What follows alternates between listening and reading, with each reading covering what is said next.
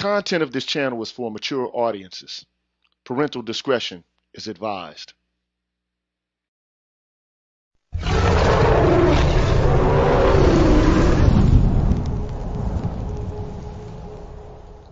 You're tuned in to the Green Gorilla channel. Please make sure to like the video, subscribe to the channel, and hit the bell notification button. And please, feel free to share the video. Thank you.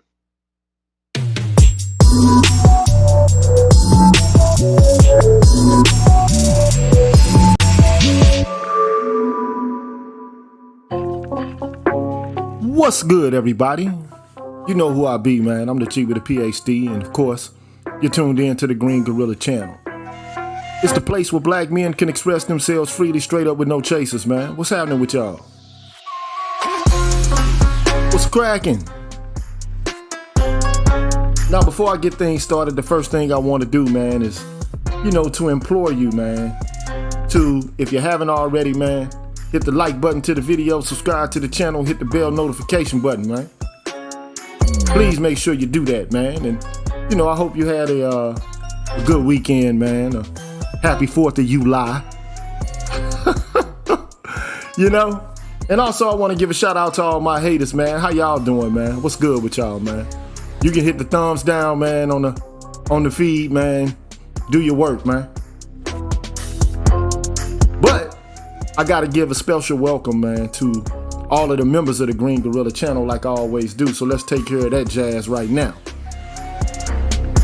I want to give a shout out to Michael Ross, Charles Rogers, Papa Didas, Travis King, Rais Muaji, Adam Williams, B. Hillfire, Rick Ross, Sandra Dream 955, Timothy Blewett, and Final Watcher. Shout out to y'all, man. Shout out to Brotherly Love 215, Charles Gilmore, Diego Harry, Patricia Colley, 7Q Pitt, Kwaku Asasi, Super Tech, Liz Terrell, Gregory Oliver, Greg, Antonio Ferrier, Barry Little, Alan Wiley, Mr. Valentino, and Jason Hills. Shout out to y'all, man. Shout out to Black Men Being Brutally Honest, 77 Base X, Omni Americana, Cameron 87, Deshaun Nolly, Brian Peets, Nelso, Apex Prowler, Kareem Henry, Dr. Rock, Julius Ferguson, and Jay Charles. Shout out to y'all, man. Shout out to Mark Holt, Lee Ways, Jeffrey Speed, The Face, Mark Swift, Show Me, Black Dog, Odd Collar, Deanne, Donald Watts, Cozy Corner, and hiphop.catv. Shout out to y'all, man. Shout out to Coach DC, The Remedy, Kashif Caldwell, Ominous Black, I Am Black Man, Nichita, True King 337, Mr. Blue Collar, Barnolas, Kyle J. Sura, I'm Just Jules, Brian McMurray, and TD Hip Hop Media. Shout out to y'all.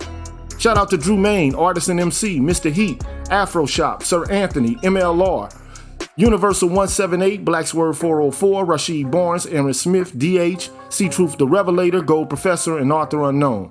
Shout out.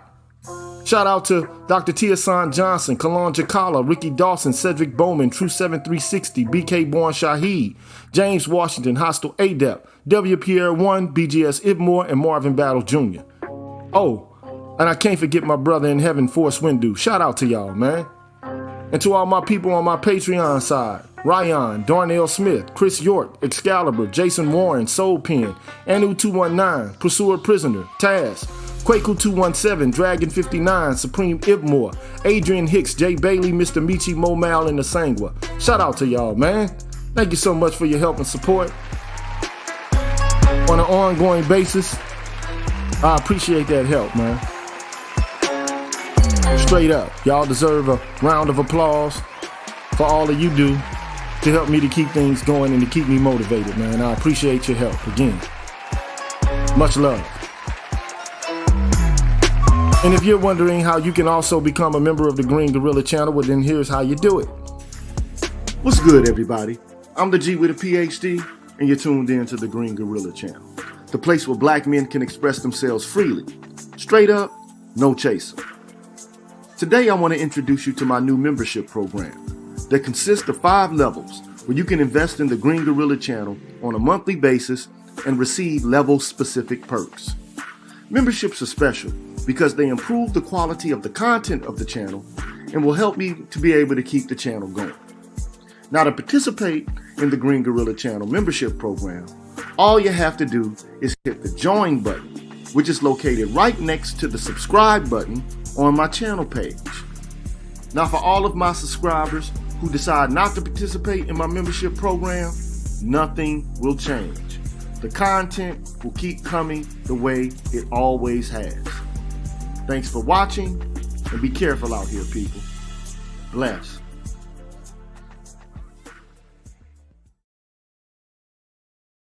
All right, y'all, we back. You know who I be, man. I'm GG. Of course, you're tuned in to the Green Gorilla channel. It's the place where black men can express themselves freely, straight up with no chasers.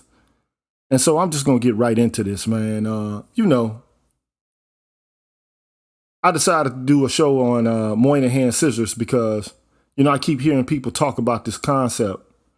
And I'm pretty sure if you've been in the manosphere for quite a bit of time, you know what it is. But, it's always good to go over concepts again and again and again, so that they can become entrenched in part of our vocabulary unthinkingly. So I just wanted to, kind of go over this concept and to explain it and to try to link it to the Gynocratic curse. That's what I would like to do today. And hopefully it won't take a long time to do this. But we just got to be honest, man. At the current moment, man, we live in a culture in which fathers are not allowed to have a wide range of influences over their children's lives. And this has a deleterious effect on the lives of those children. They're not at their best because they don't have mutual influence and impact from both mother and father. For some reason, in our culture, there are a bunch of women who believe that they can do child rearing by themselves, and that this will lead to a strong community, or it just is their preferred method of child rearing because they just don't want to deal with the father because of whatever reason. I mean, the father might not be to their liking. They may want to continue to, date and to be on the market. Maybe they're looking for something that's greener on the other side of the fence, grass, to keep hope alive, to keep thinking I can always find somebody better. So, this monkey branching concept, this idea that, the person that I father these children with, they're not who I thought they were, or they're not who I want to live the rest of my life with. My children, they're important, but they're not as important as, my own individual lifestyle and my own negative liberty. So I wanted to go over this concept. But we know, man, that kids do better when they have the influence of both parents. It increases their intellect. It boosts their confidence. Especially for boys, it gives them someone to look up to. And it gives them a different perspective on life. And they get to actually feel love from men. They're not estranged from men. It's not a radical idea to have a man around. But we already know that children who,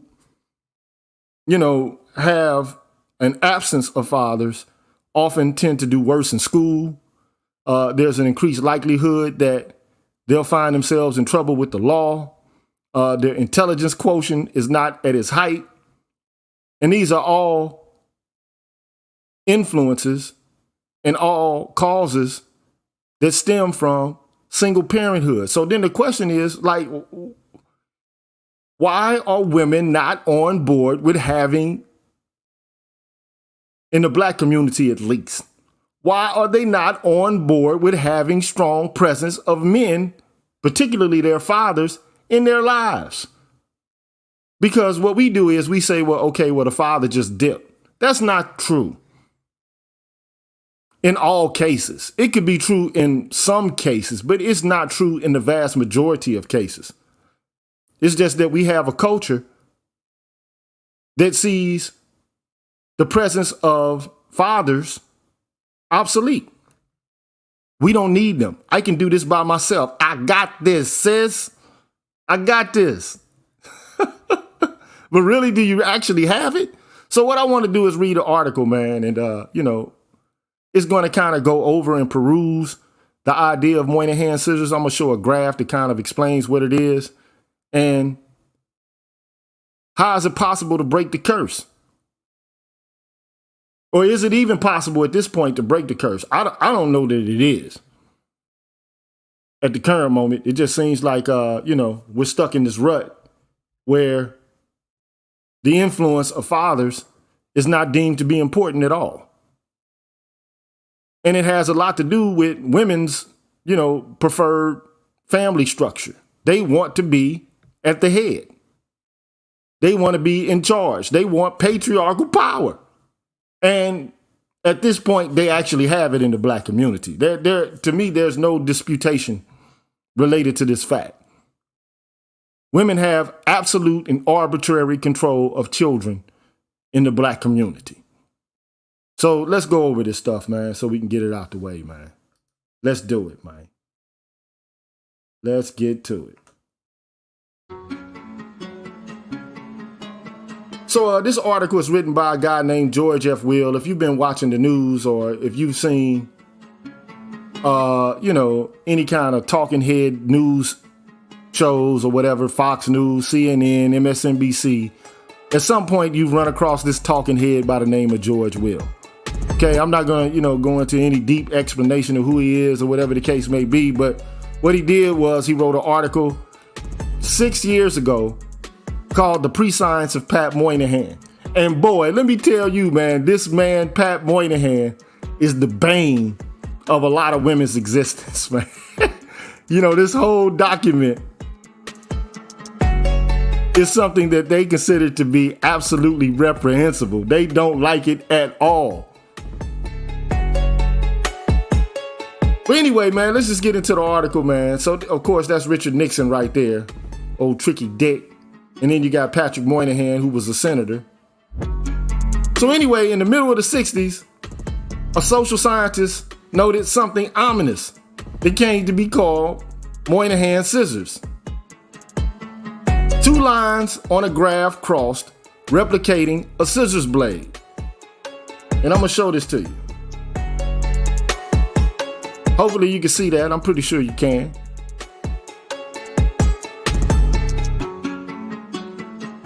So if you look at the chart, the descending line represents a decline in minority male unemployment rates. Okay, that's what the blue line represents. But the ascending line, especially at the point of the mid 60s, right, between 62 and 64 is where you need to focus your attention, where the lines intersect. Okay. The ascending line charted the simultaneous rise of new welfare cases. Okay, that's what Moynihan scissors are, or what, it is as a concept. And this left people puzzled because if you look at the chart prior to the 60s, these lines run in tandem with one another. I mean, they're like following each other. So if you see a rise, in unemployment, you typically see not too big of a rise in AFDC cases opening. If there's a dip in employment, you also see a dip in AFDC cases open. This line just seems to follow each other up until the point of the mid 60s. And as far as I'm concerned, what it really represents is this idea that men aren't necessary for the formation of family. And, of course, he borrows from E. Franklin Frazier, Moynihan does, in drafting this report to make his argument, to try to, plead his case that there's something puzzling occurring in relation to Black familial structures. There's something odd going on there. You would think that if more men are gainfully employed, that you would see it increase in family formations. But that did not occur. So what is going on here? So anyway, the broken correlation of improvements in unemployment and decreased welfare dependency, shattered confidence in social salvation through economic growth and reduced barriers to individual striving. Let me read that again so we can get that clear. The broken correlation of improvements in unemployment and decreased welfare dependency, shattered confidence in social salvation through economic growth and reduced barriers to individual striving. So anyway, you would think that there is a correlation, but the correlation in the mid-60s was broken. Okay? Improvements in unemployment did not lead to a dip in women opting to be members of transfer programs like the AFDC. So anyway, the author goes on to say, perhaps the decisive factors in combating poverty and enabling upward mobility were not economic, but cultural. The habits, mores, and dispositions that equip individuals to take advantage of opportunities. And Will goes on to say this was dismaying because governments know how to alter incentives and remove barriers, but they don't know how to manipulate culture. The assumption that the condition of the poor must improve as macroeconomic conditions improved was to be refuted by a deepened understanding of the crucial role of the family as the primary transmitter of the social capital essential for self-reliance and betterment. And this is important here because a lot of people think that they can adjust for this by tinkering with institutions that have been tried and true for millennia.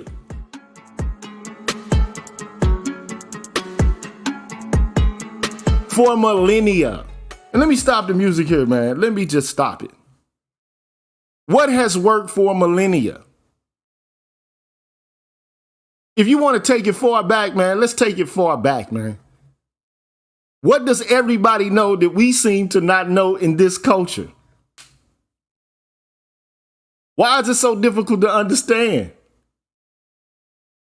that in order to have a vital and a functioning community, you need strong, vital, and functioning families? Why don't we know this? Why is there such controversy surrounding this issue? If I gotta go back, let me go back. Let me take this all the way back. Take it back to the original. You see it right there. That's the Holy Trinity right there. That's the first Holy Trinity right there. Before you had Mary, Joseph, and Jesus and the Immaculate Conception, you had Osiris, Isis, and Horus. You can call it All-Sar, All-Set, and Heru, but that's what you had from the beginning.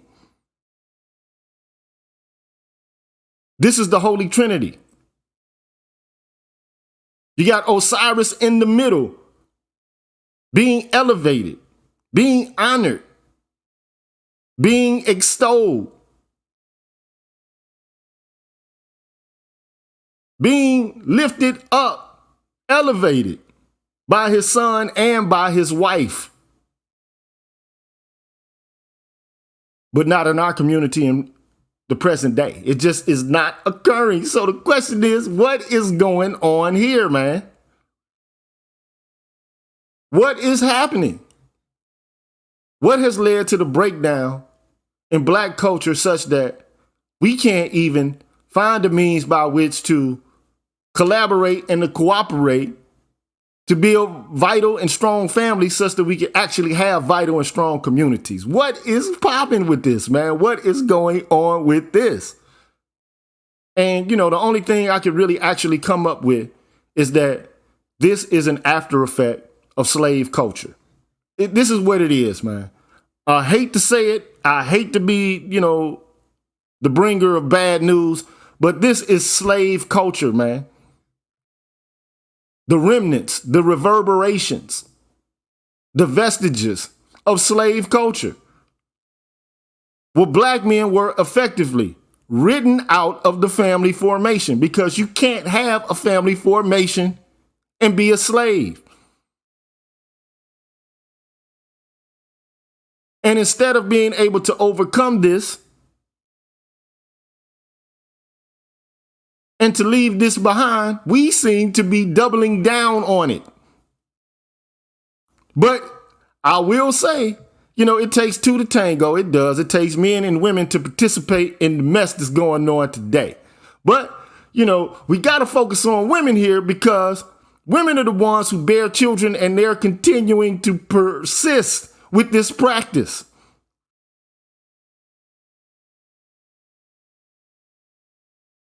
They're the ones that lead the man to the divorce court. They're the ones that continuously think that, okay, well, I can get a man, that's better than you after I've had 2 or 3 children by another man. There's going to be some Prince Charming, some knight in shining armor who's going to come along and sweep me off my feet and make everything okay.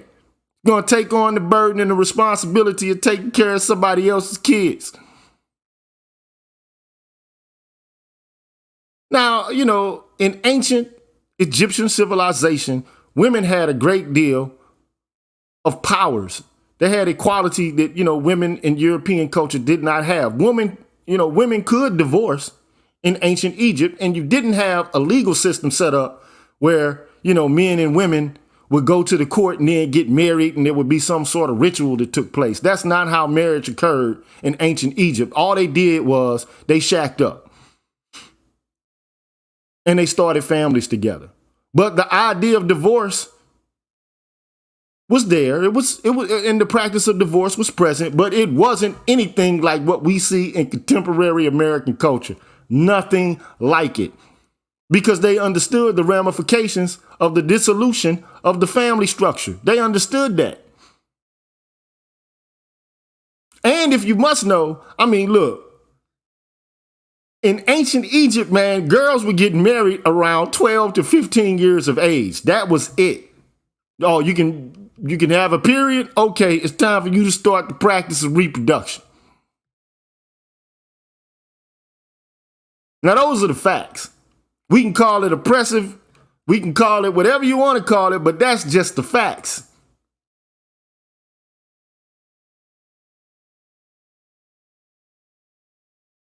But we've left this behind. Now, this works. This actually is functional. This actually leads to vital and thriving and flourishing kids. The Holy Trinity, man, woman, and child. Now we got family formations that are just absolutely unconventional. Hey, if that's what you want to do, man, you go ahead and do it, man. Fly yourself to the moon, man. Go ahead and do that, bro. You want 2 men living together, sharing beds and shit? Go ahead and do that. If that's what you want to do, man, you go ahead and do it. You want 2 women together, living in the same house, sharing a bed? If that's what you want, man, you go ahead and do it, man. I can't stop you. It's a free country, right? That's what they say. If that's what you want to do. But we know for a fact that when you have healthy, thriving, functioning families, the kids do best. When both parents are present and there actually is harmoniousness within the context of the relationship, you don't have all these god doggone problems that we got in black culture. But the funny thing is that now you got white women who actually want to imitate concubine culture. They want to destroy the nuclear family because they perceive the nuclear family as the seat of women's oppression.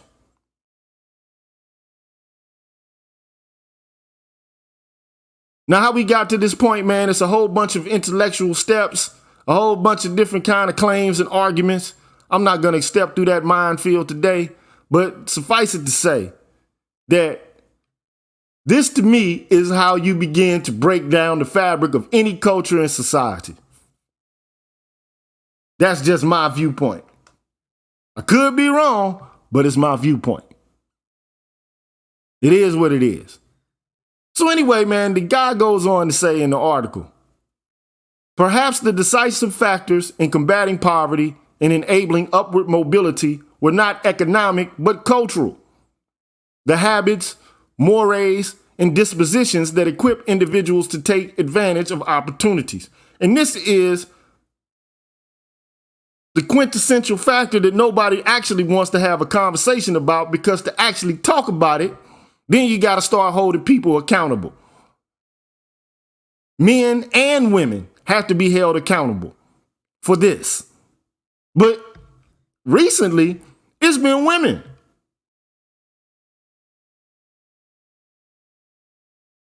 It's women that are persisting with this practice. And their whole mindset is about being mothers and not being wives at all. They have not been taught, they have not been enculturated into being wives at all. And perhaps maybe it's the same way with men, because if you are raised in a single parent family, well, then how can you know or even have the idea that single parenthood family structures are not optimal? And the funny thing about it is, these women would rather take the counsel and be under the paternalistic eye of bureaucracies rather than to be co-regents with men in the context of functional families. This is puzzling to me as it was puzzling to Moynihan.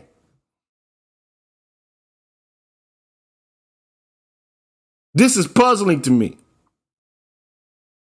What is it that's preventing these women from actually buckling down and saying, look, I can't do all this by myself. This is not something that can actually be done and help contribute to the most healthy, the most vibrant, and the most functional offspring. How did it come to pass that it became the norm to just be a mom? Like, okay, I'm just about to have me a baby. I don't need no daddy. I'm just going to have me a baby. Huh?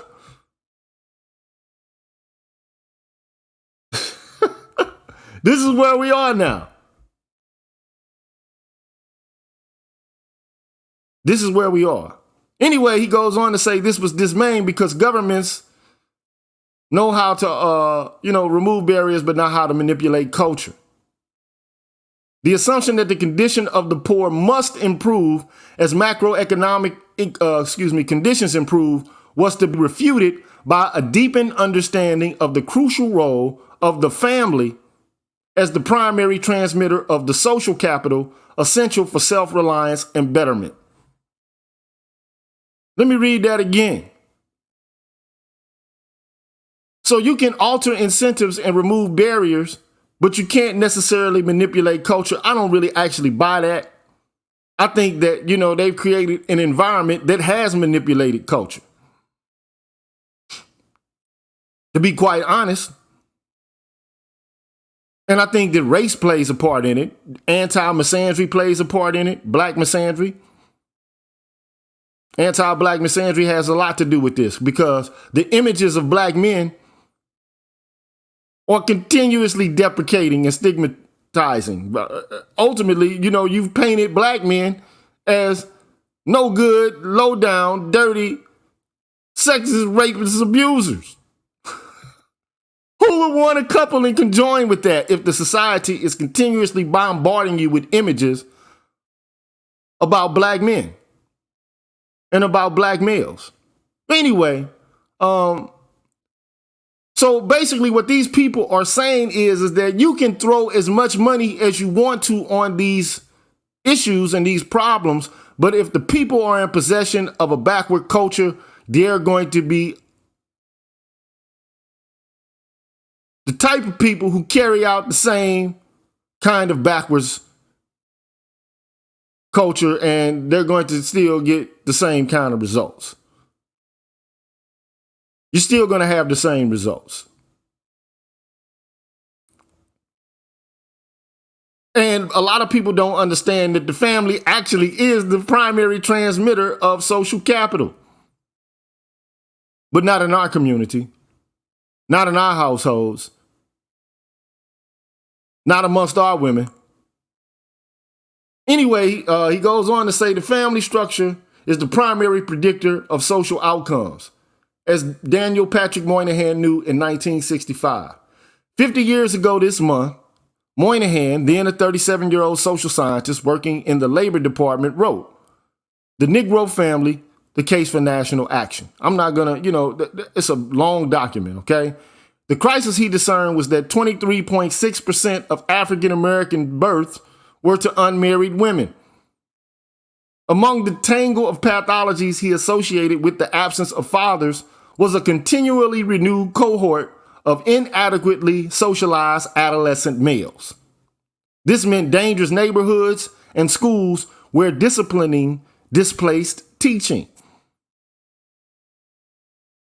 In other words, man, when boys come of age and they start, to get testosterone, they need older men to check them and to teach them how to exist and to control that testosterone and to not be out in the streets buck wild.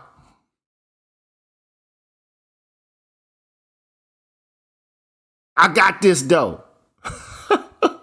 He would later write, "A community that allows a large number of young men to grow up in broken families, dominated by women, never acquiring any stable relationship to male authority, that community asks for and gets chaos." Man, he said a mouthful right there. Got to give him a bomb for that.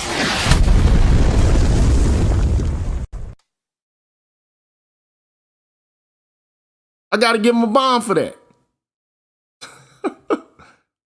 Let me repeat that. A community that allows a large number of young men to grow up in broken families, dominated by women, never acquiring any stable relationship to male authority. That community asks for and gets chaos.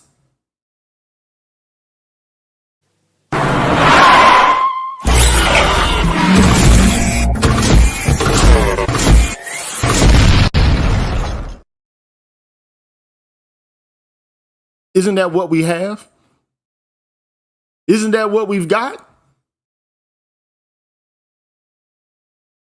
Is that not what we have? Is that not what we've got? We have a community in chaos.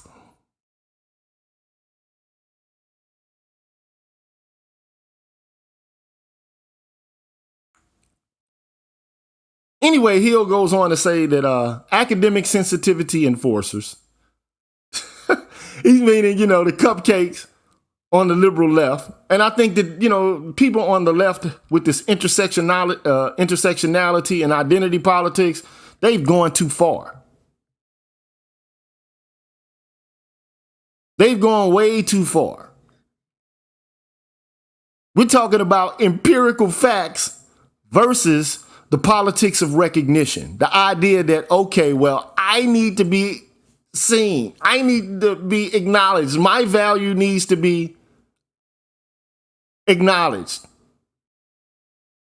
I need to be held in esteem just because I am.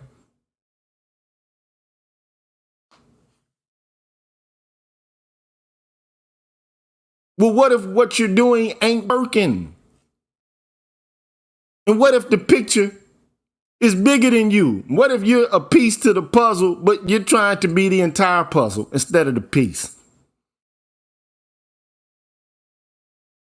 What if it ain't about you, sis? This is my question to the women. What if it ain't about you, sis? What if it's larger than you, sis? What if it's bigger than you, sis?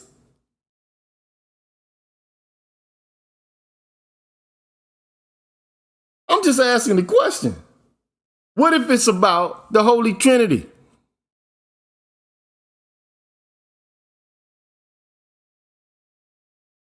What if it's about the sun, moon, and the star? Man, woman, and child. What if it's about that? And if we can't see that, because we don't want to see that, because I can't, I can't be told what to do. You can't tell me what to do. And, on Wednesday, man, I'm going to do a show about this. I'm not going to do it tomorrow. but I'll do a show on Wednesday. I'm going to talk about the black mammy. We're going to go deep into the recesses of slave culture and the position occupied by black women in that culture. We're going to explore all of the intricacies of concubine culture.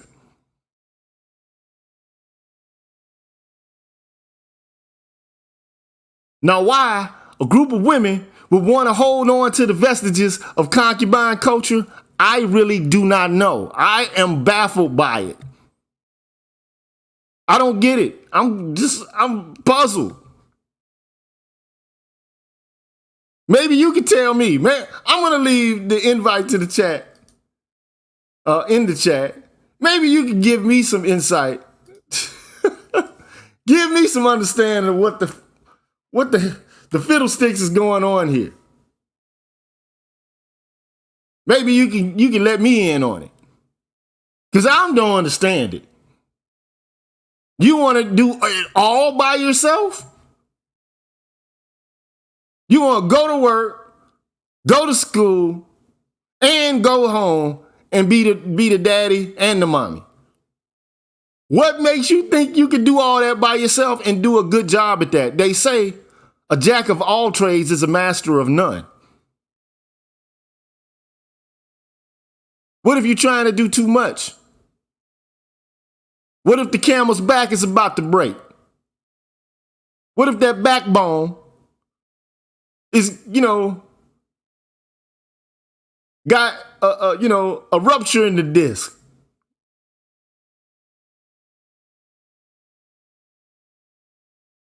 Anyway, he goes on to say that academic sensitivity enforcers and race mongers, and I am a race monger. I ain't gonna lie.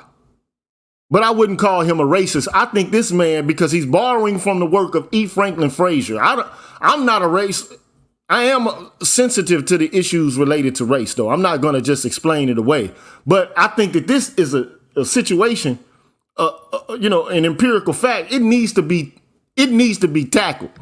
And everybody wants to kick the can down the road because everybody wants to make sure that all of the women feel good.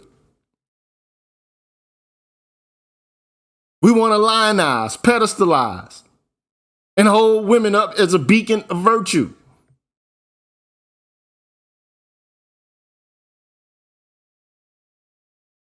I just don't believe that we can continue on this path and that this, it can be sustained without creating even more disastrous effects. That's my assessment. That's what I, predict. This is going to get worse. Anyway, he goes on to say, today, 72% of African American children are born to single women. What the what, man? 72% of black children are born to single women. What the what? That's crazy to me, man.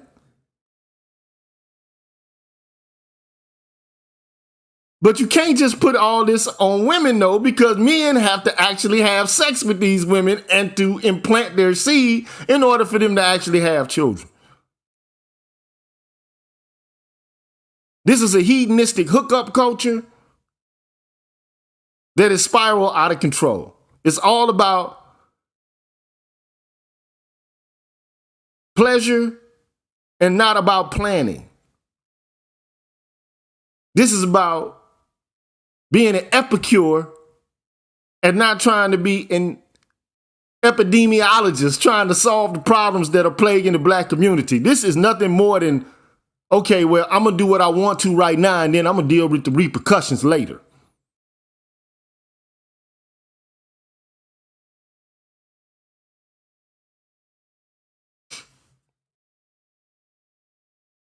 %48% of first births of all races and ethnicities are to unmarried women. So this pathway, this is why I say, man, A threat to injustice everywhere is a threat to justice everywhere.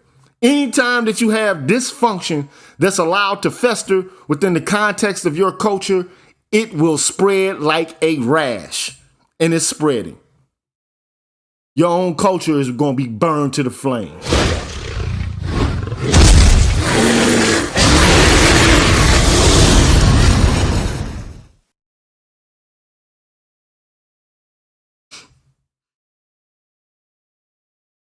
Your own culture.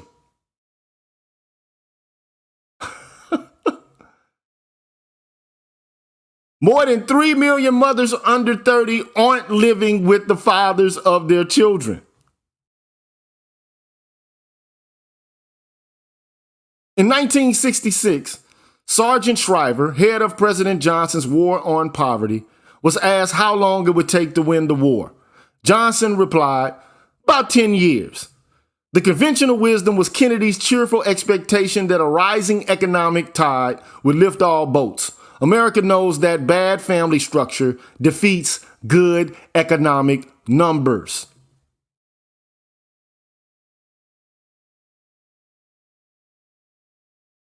I know Typhoon the Reaper is saying, GG, I'm trying to join the StreamYard link, but I'm getting a 404 error. I'm sorry about that, man. I'm going to try to post the link again just to make sure that there's nothing amiss going on there.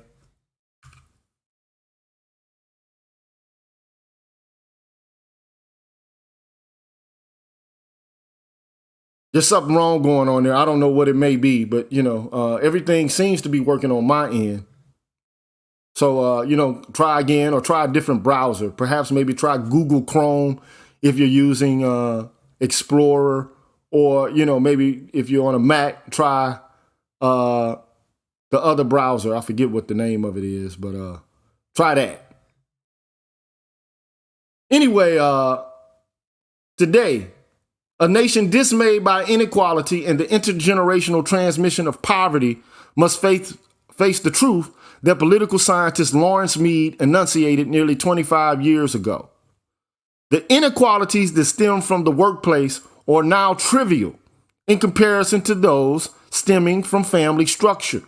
What matters for success is less whether your father was rich or poor than whether you knew your father at all. And I can guarantee you, man, in a whole host of families, in the black community, a lot of kids are not growing up with knowledge about who their dads are at all. And if they do have knowledge of their fathers, they're getting information which is absolutely despicable about their fathers. And that needs to stop, man. Cut that bull crap out.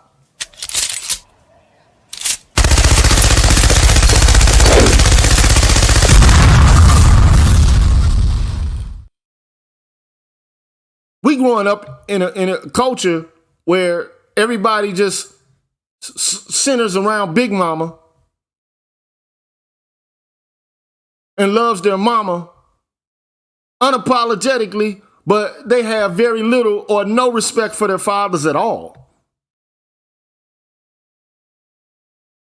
I don't care about my daddy, man. I don't even know who he was. Like, Tupac didn't even know who his daddy was. How many other men, coming up in the 70s and the 80s didn't know who their daddies were at all?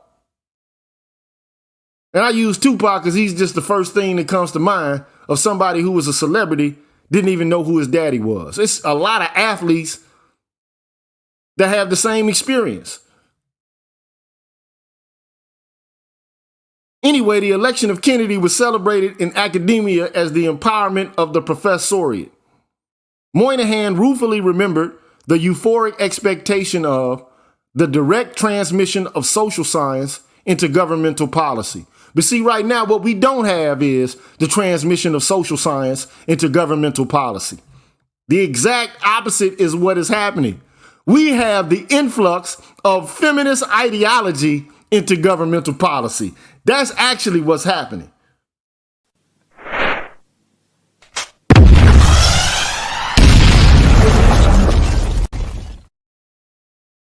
We're not looking at the empirical data or the facts.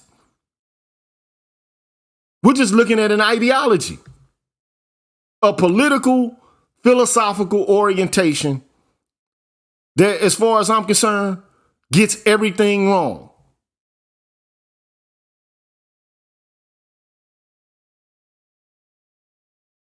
It doesn't care about the facts. The facts aren't necessary. The outcome is not necessary to explore.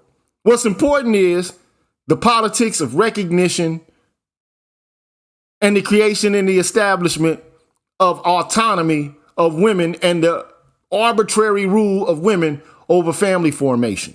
That's what we have.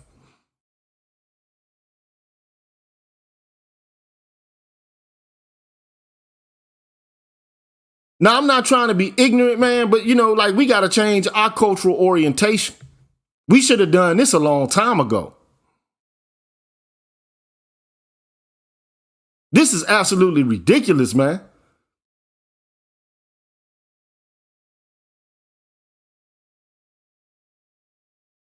Anyway, we're still far from fully fathoming all that has caused the social regression about which Moynihan was prescient. There has been what he called iatrogenic government, an iatrogenic ailment being one caused by a physician or medicine, meaning that the person who's actually supposed to prevent the ailment is creating the very ailment that he's supposed to be able to heal.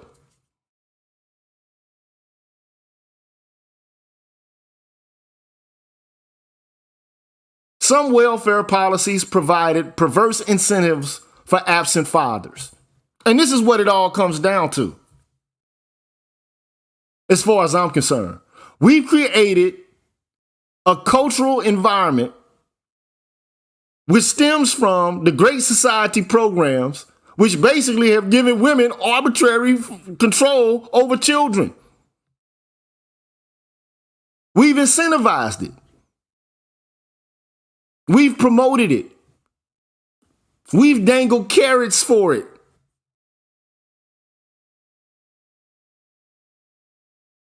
And this is where we are. He goes on to say, but the longer Moynihan lived, the more he believed that culture controls more than incentives do. So at the end of the day, man, I think there's two things going on here, the objective conditions and the culture. But the culture in and of itself was born out of slave culture. And the question is, are we going to continue the practice of slave culture, or are we going to eventually pull ourselves out of it? It's going to take men and women to do it, but primarily women. Because women are the gatekeepers of chastity and reproduction. They are the ones. But men also are going to play a role in this because, look, if you can tell or detect that this woman is not going to be a woman who has value or sees value in being a lifelong partner, don't deal with her, period. Leave her ass alone. It's going to cause you more hardship and put you on a financial obligation path without having any impact or power over the direction of your child's life. And to me, that's just absolutely morally reprehensible. Children need their fathers. And until we get that right, until we get that correct and understand it's about the Holy Trinity, we're going to stay in this backwards mess. Until we realize that, we're going to stay in this backwards mess.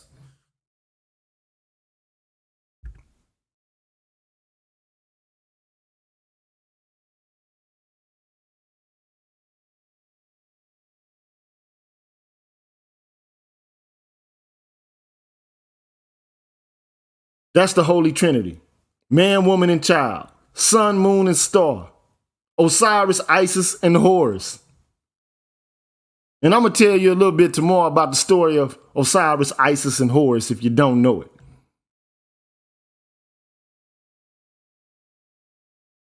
Because this is the cornerstone of most of the religious traditions of the world laid out for you right in front of your face here on the screen. You got a husband and wife. His child is to the right of him. His wife is to the left of him. He was killed by his brother, Set, Osiris was. And his wife had such love and dedication to him that she traveled to the corners of the earth to find her husband, to bring him back to life again,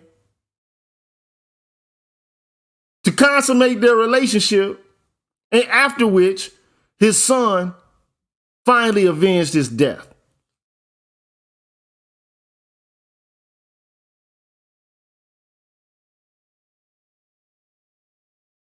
Think about this as a cultural myth and an ideal being presented to you as opposed to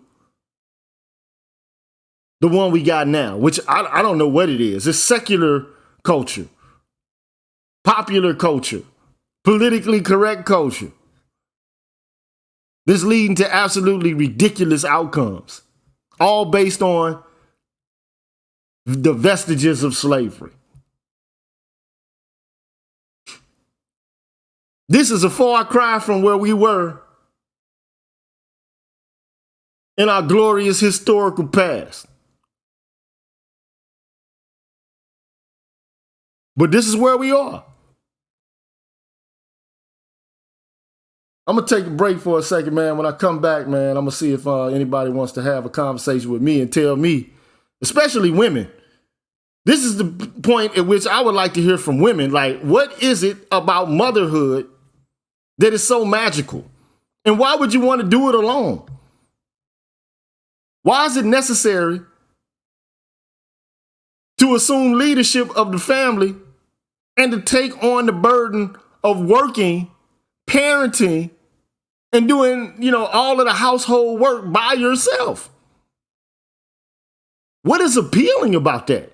That's like taking on 4 or 5 jobs by yourself.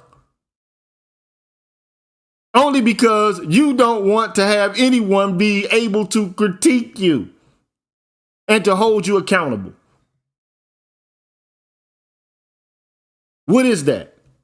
I'm confused. Somebody fill me in. I'll be back.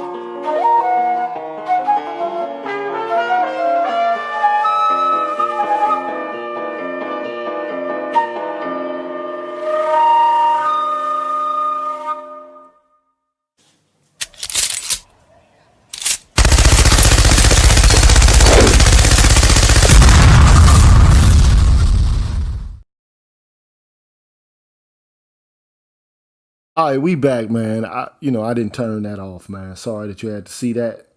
But anyway, I got a guest right now who's going to join me in the stream and give me some insight. I would like to hear from women also. Like, what is it that is so appealing about motherhood by yourself? The extent to which, okay, I don't want to have any, partnership with a man in order to form a family in order to tackle all of the burdens associated with, you know, family life in general. Like, what is going on with this? So, Mario, Man. can you hear me?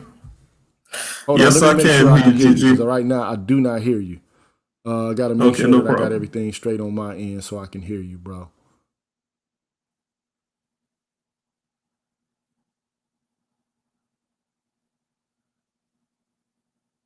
And for some reason, I cannot hear this man.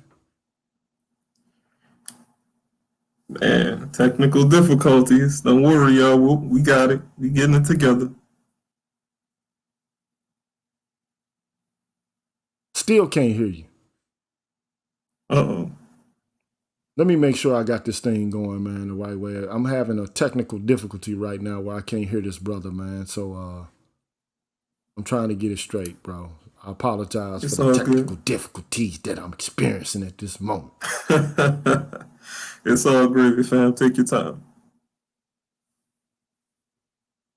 Go ahead, brother. Uh-oh. All right, man. My bad, man. I know that was kind of loud. Sorry for that. Nah, it's Go all ahead, good. man. All right. So first and foremost, I just like to thank you, Gigi. Man, your channel is very, very inspirational. I've been watching it for a while now, and you know, when I was in undergrad, man, philosophy was the topic that I just excelled in easily. So this is right up my alley. I really appreciate you and your time and everything that you do here. So. Uh, Basically what I wanted to touch on, let's touch on the question that you posed at the end of all this. First of all, what is so magical about motherhood, or rather single motherhood, as you put it, right? Exactly. I would say that is simply control. Like when you Okay, so usually when you talk to ladies that are single mothers, usually they come from a background to where they did not have a sense of control in their own lives, or you know the control that they did had was limited at best. You feel me? Meaning that you know whatever little control they did have in their own lives was very insignificant, and they may or may not had you know a mother and father in the household. However, they feel as if by creating their own family they'll have their own sense of control when it comes to you know having that sort of control of something else. You see what I'm saying? Like, and by something else I mean children in this particular context. I'm not saying that it's right. I ain't even saying that is functional in the sense of you know that this is the way that it's supposed to be, or you're going to get a better outcome from this, because the data don't the data don't lie in that sense. However, I am saying that I am interjecting my opinion is that it is a sense of control that they're seeking. So yeah. Yeah, I get that. And I've heard that before. So the idea is that, okay, I'm the sole controller of this family. I have absolute power over the lives of these children. Mm-hmm. But you know, at the end of the day, you got to ask the question, like, is it working though? Oh, it You know, ain't is working, this but yeah. is this actually working? Is this producing the kind of results that I actually want for my children? Is this creating a vibrant and a functional community? Or is it actually destroying the value of the community? That's the question, you know, like, but I get it though. I mean, you know, so if that's the answer, then the next question is, aren't you running the community into the ground with this form of life, this way of life that you've adopted as being the most, you know, optimal for yourself. It might work for you, but one of the things, like as a philosopher, you got to understand, like you can't just think. You can think about yourself. And a lot of people are egoistic, but at the end of the day, it might be working for you because you don't have to be accountable to anybody. You don't have to answer to anybody. You get to come and go as you please and do whatever it is that you want to do. Okay? But first of all, women don't allow children to do that. And they don't allow men to do that. So why would they think that they're above reproach in the same manner? Why would they feel like they can hold men accountable and responsible for doing a whole host of things traditionally that men have been associated with, but then they don't want to actually carry out the same duties and obligations? It sounds to me like it's a matter of I want my cake and I want to eat it too. There you go. Gigi, quite honestly, the answer to your question was already in everything you just stated. Like at the end of the day, it is a selfish endeavor. However, I understand their need to want a family, but this is their attempt to have something that they can say that is their own, and they won't die alone in the process. You see what I'm saying? That's what it's about at the end of the day. It's about control, and it's the epitome of selfishness. Now, fortunately, nature has a way of injecting consequences within that sort of spectrum. So they may perceive it as a sort of inconsequential sort of arrangement, but we all know that there is nothing in this world that comes without actions have consequences. You know what I'm saying? You can't escape from that. You can't escape from that. Now, I'm not saying that the consequences will be today or in an hour or tomorrow, but it will happen. It always happens. Like that's just the way life works. You know what I'm saying? I get it, man. You can't run away from consequences. Either you got to deal with them now, you're gonna deal with them later. But when you look back, but there's so many people who are doing this. They're making every attempt that they can to normalize this. In order to make this palatable, acceptable, and to make it, culturally, an agreed upon form of family formation. I mean, it's like it's the thing to do now. And yeah, I get it, man. But understand, the only reason I try to draw the connection back to slave culture is because men have never been the center of the family in American culture, in African American culture, or ADOS culture, because we were circumvented from being the head of our households. I mean, you can't have a strong father in a household because then you got to sell the slaves.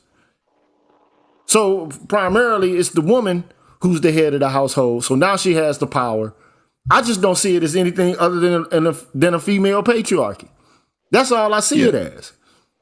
But it's dysfunctional because it doesn't include the man. At least when a man has a patriarchy, he includes the woman within the context of the patriarchy. I mean, you can call it. You can say it's pernicious if you want to. You can say it's oppressive if you desire. Okay, but at least the women are included within it. She's not left out of it. This new family formation, it leaves the man out. It X's him out of the picture. He's not present. He ain't there.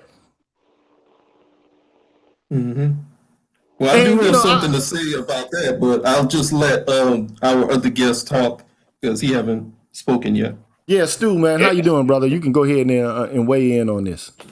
Yeah, I'm pretty good. Can I be heard? Okay. Yes, sir. I can hear you perfectly fine. Okay. I just had to make sure. You had asked that question about why is there so much dysfunction in our communities? Well, as far as how the women choose their mates and the idea that they don't want to have a man in the house, and it all goes back to slave breeding.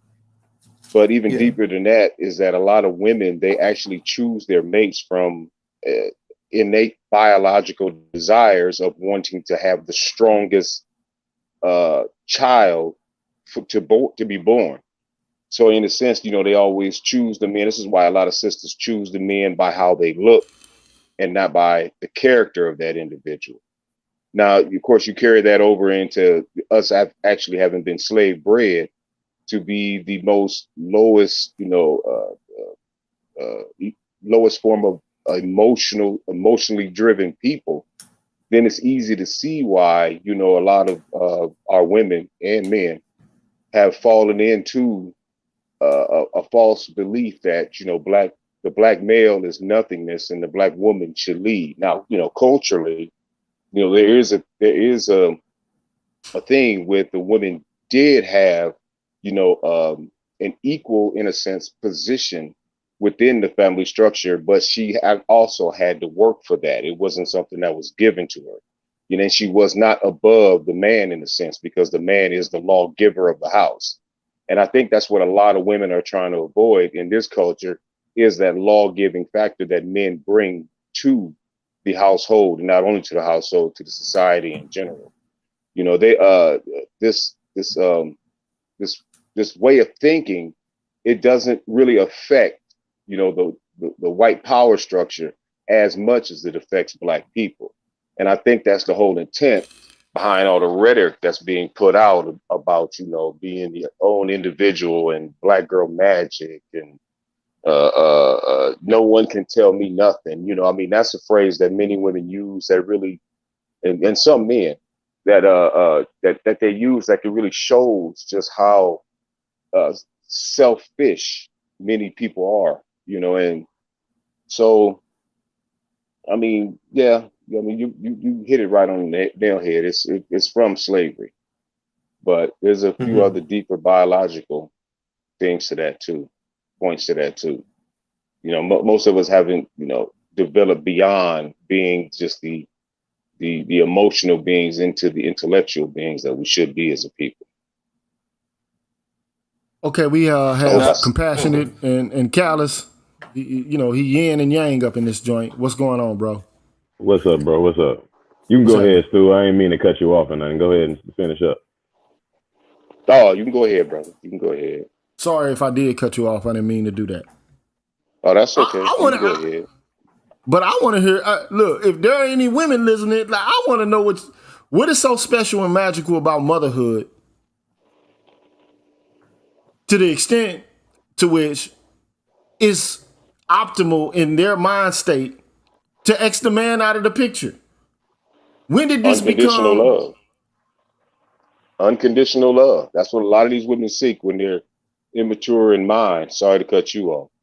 That's what a lot of women seek when they're so immature of mind, is unconditional love. And they know they can get that from a child, because, a child is in a state of necessity. It needs, so it's going to listen to anything and want for anything that mother brings to it. The unfortunate part to that answer? The unfortunate part to that answer is you can also get that from a dog, a cat, a parrot, or anything else that works on a sort of necessity-based needs system. You know what I'm saying? Well, maybe that's how the woman's thinking of that child also, except that child comes from her. The dog or the cat doesn't necessarily come from her, but she can feel a more visceral connection to the child, but still, feel like she's the absolute one. She feels totally in control. She feels unconditionally loved. Man, I hope there's more to it than that. Ladies, y'all gonna have to come up and start talking. I hope there's more to it than that, because if that's all there is to it, then that's the epitome of selfishness. Listen, all you have to do is listen to a lot of women, especially young women, before they have them kids. They start talking about, I want to be loved. I want somebody that love me. I've heard that so many times from so many different young girls. you touched on it, Stu. What you said. I think they get a kick out of or get the idea of being outside of law or a rebel. I think that's when I listen to them, I hear that in their message or in their thesis. Their underlying thesis is that they get a kick out of it. I don't know if I guess it's, a remnant of the dogma of, feminism, the independence, and that men, it's a misnomer that you need men, and they get a kick out of trying to play out This life this outside individualism. of that. Yeah, It's the that's Western what it feels philosophy of like. individualism that induces that desire not to want to be Mm, controlled by or about anything. Yeah, Individualism and no low grade narcissism in a sense.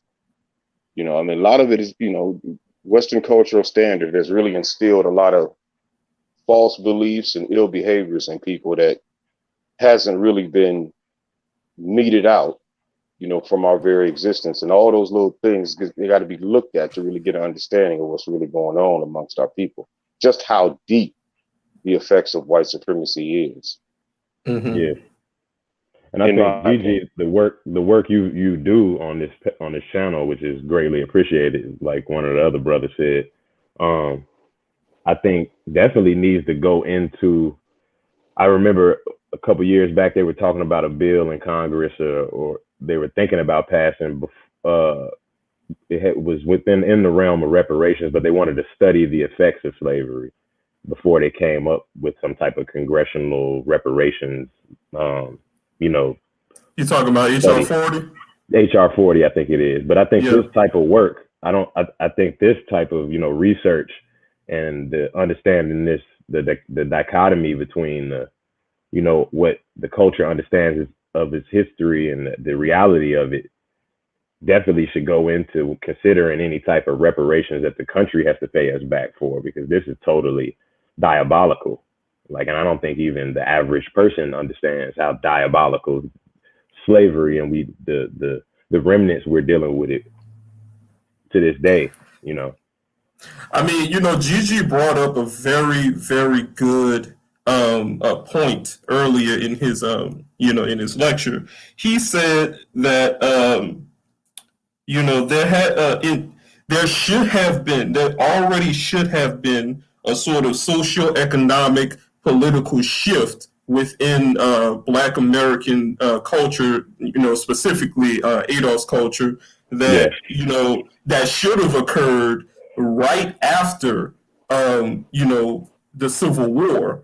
However, due to the fact that we had the Black codes and we had Reconstruction, everything that yeah, was essentially excluded us, us being American descendants of slavery, out of the socio-economic, political, yeah. redistribution. Paradigm shift. That just kept us in a state that we were in right after the Civil War. We stayed there for a long period of time. But see, here's the thing about it, though. There have been windows. There have been windows that had occurred in time. For example, the right after the civil rights movement, gained, the gains of the civil rights movement, and the passing of the bills that should have put Black men Yeah, in special categories to receive jobs and benefits that were supposed to be for us, i.e., affirmative action. But since that had been taken over yeah. by, Reset. white Yeah, feminists, and, well, not just white feminists, but, spearheaded by white feminist organizations, Black feminist organizations that were in conjunction with that, and other organizations that wanted to sort of railroad their way into our policies. yeah. That happened. That was Yeah, the smoking gun. That's where it occurred. We should have gained a significant ground right there. But since yeah, affirmative action was essentially railroaded, now every central data point turns to the fact that white women benefits the most from all of these programs that should have went specifically to us. So yeah, here we Well, are. one one one yeah, one thing we should come to understand as a people is that after emancipation, it was thought amongst the white supremacists or white people in general that within 25 years, the black race will become extinct because Yeah. they felt, through their own scientific racism that we were incapable of surviving on our own. Now, since as the time went on and they seen that not possibly was not going to happen, who is to say that they wouldn't, engender certain types of initiatives to try to effect that cause? I So think when we I talk think that's about what the history shows us. If we had it done to us, so yeah. so when you talk about, feminism, and black feminism taking away the jobs, from black men, maybe there was no intent for black men to have those jobs anyway, because the whole thing was to kill off or commit a genocidal act against black people. They might put those things out there to make you think that's not what they're doing, but behind Yeah. the scenes, they're going to work up plans like, as GG knows, a lot of a lot of the rhetoric that comes out concerning feminism comes from, the academy. So Yeah. who is to say that some of those people in the academy or some of those precepts that they had put forth were not used to actually keep continuing maintaining the effects of, the genocide of black people? That's how we got Yeah. to start. I think that's how we should start to look at things, because I mean, too much things have happened over all these centuries that is conducive with the elimination of black people, whether it be the LGBT movement or the black men in particular, and the black family structure. Yeah. Also, with the LGBT movement and feminism and or black feminism, and what else is it? Oh, how the rap music was taken over, Yeah. and to actually inspire a lot of cultural hedonism. How everything that affects black people somehow becomes tainted in such a way as to cause self-destruction. Yeah. So maybe a lot of Our things demise really, has been planned just seemingly. We always knew it was systemic, and a long, like, as far as black men was concerned, that the attacks and essentially rendering us at the bottom rung and keeping us there is obvious. We understand that's been the point. We understood that was a systemic undertaking, that we were attacked from all sides. But I think with the history and like the paper Gigi read yesterday, I believe, like this has just been a way more systemic than we ever could have imagined. Like from the plantation, they were designing the family structure to go this way. Then after, like you said, reconstruction, or after emancipation, another operation essentially, or at every turn available, black men were attacked specifically. yeah, it's easy to comprehend if you understand that the white supremacist thinks in decades. They don't think tomorrow. They think in decades. So Yeah, if they want to really affect, a condition that is going to produce itself 30 years into a future, like with this scissors uh, paper, the Moynihan scissors, that was written what? 60 and 65, I think, I GG, think 64, maybe I believe 64. Yeah, I I think think he said. 64. somewhere around the mid '60s. But Yeah, '64 that's seems like 40. about a good year. Yeah, that's 40 years. Maybe was it 50 years? So I don't know, probably it was 60 years. It was Yeah, 50 60 years, years ago, somewhere dang around in on there. there. Yeah, just think, About 58 years ago. right. Just think about how all those things he wrote in that paper hadn't really produced themselves in such a visual way as we see them today. Yeah, Just think, about those who might have could have who were in a position to actually affect policy that would bring about the conditions that he spoke of in a more visual way. Just think about, how happy they was he wrote that paper. Like, yeah, okay, yeah, yeah. so it's gonna have that And effect. Well, I think for let's years start that doing paper, this. I've heard about that paper for years, but it was always in the context that it was a paper written by someone disingenuous analysis of the black community, and kind of I always heard it framed in that paper proved that white academia or white America or Moynihan or were deliberately Yeah, trying to frame black people as far as yeah, but I welfare mean, in the wrong but way, a but lot of apparently times that wasn't true. That's when it was true, because a lot of times white supremacists tell them themselves. They have no problem telling themselves as long as they know Negroes don't read Yeah, or understand. They don't yeah, mind telling on themselves. It might not yeah, have been happening then, but it could have been a predicator, of what will happen in the future or what they will bring about in the future through yeah. policies. In the Well, this '90s, is, I remember Okay, go ahead. let me black. throw my. Go Also, ahead. go ahead, go ahead. Let me let you finish your thought. To my point, I remember black women. I was born in '90.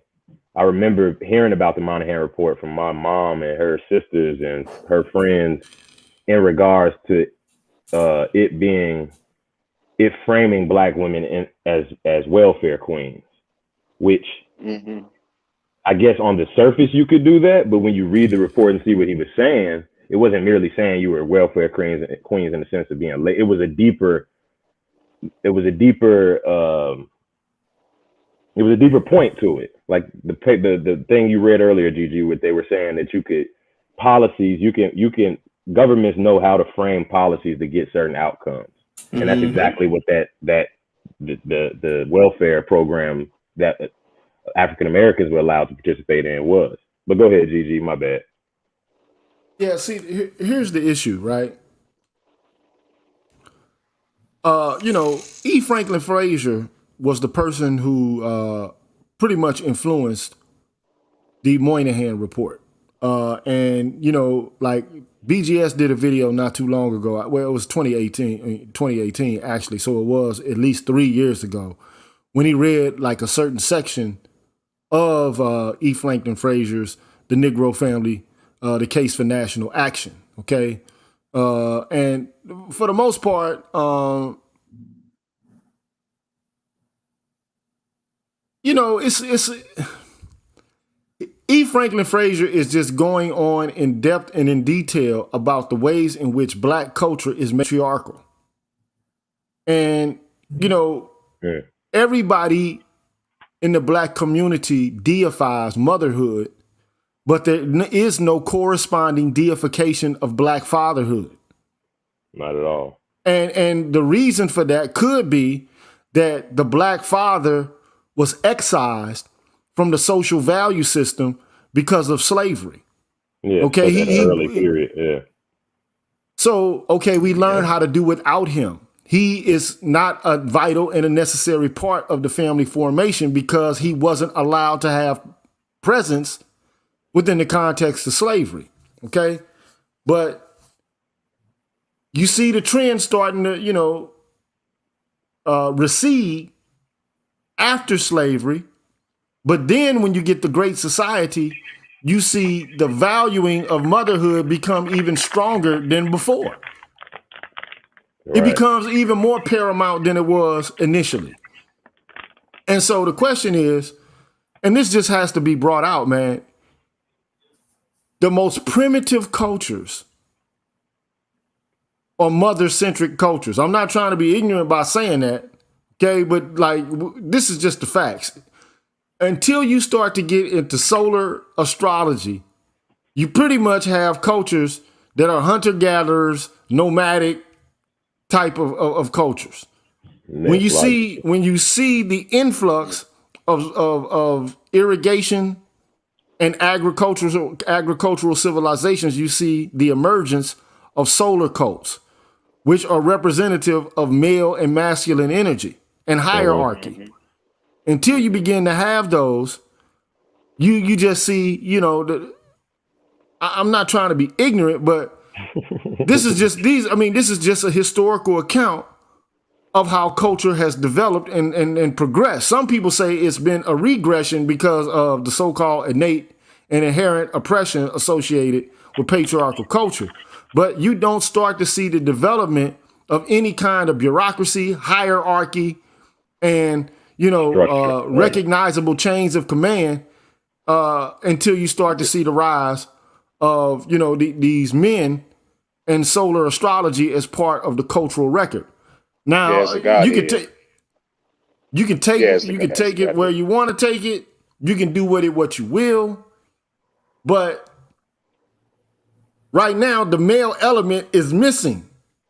Yeah. But the male element is there, but it's in a latent state precisely because the male energy has not been actualized. It's dormant. And it's dormant to such an extent that you got kids these boys are raising themselves because nobody is around. Well, I'm not saying that all the way through and through because men are actively involved in the lives of their children as much as they possibly can, but they don't have patriarchal control. Yeah. They don't have that. I mean, if you are around your child's life, you have it, but you see the numbers. I mean, the numbers are stark. I mean, they're startling. You got 70 to 80% of black boys being raised in single mother families. Who is actually guiding and directing those boys and providing a template for how to be a man? Who's doing it?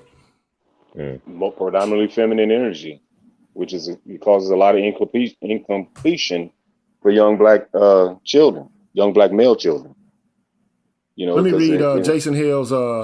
He says, "GG, can you speak on what the effect would be if, for example, black men prioritized pair bonding with other females in the diaspora? Example, Africa versus doing so stateside."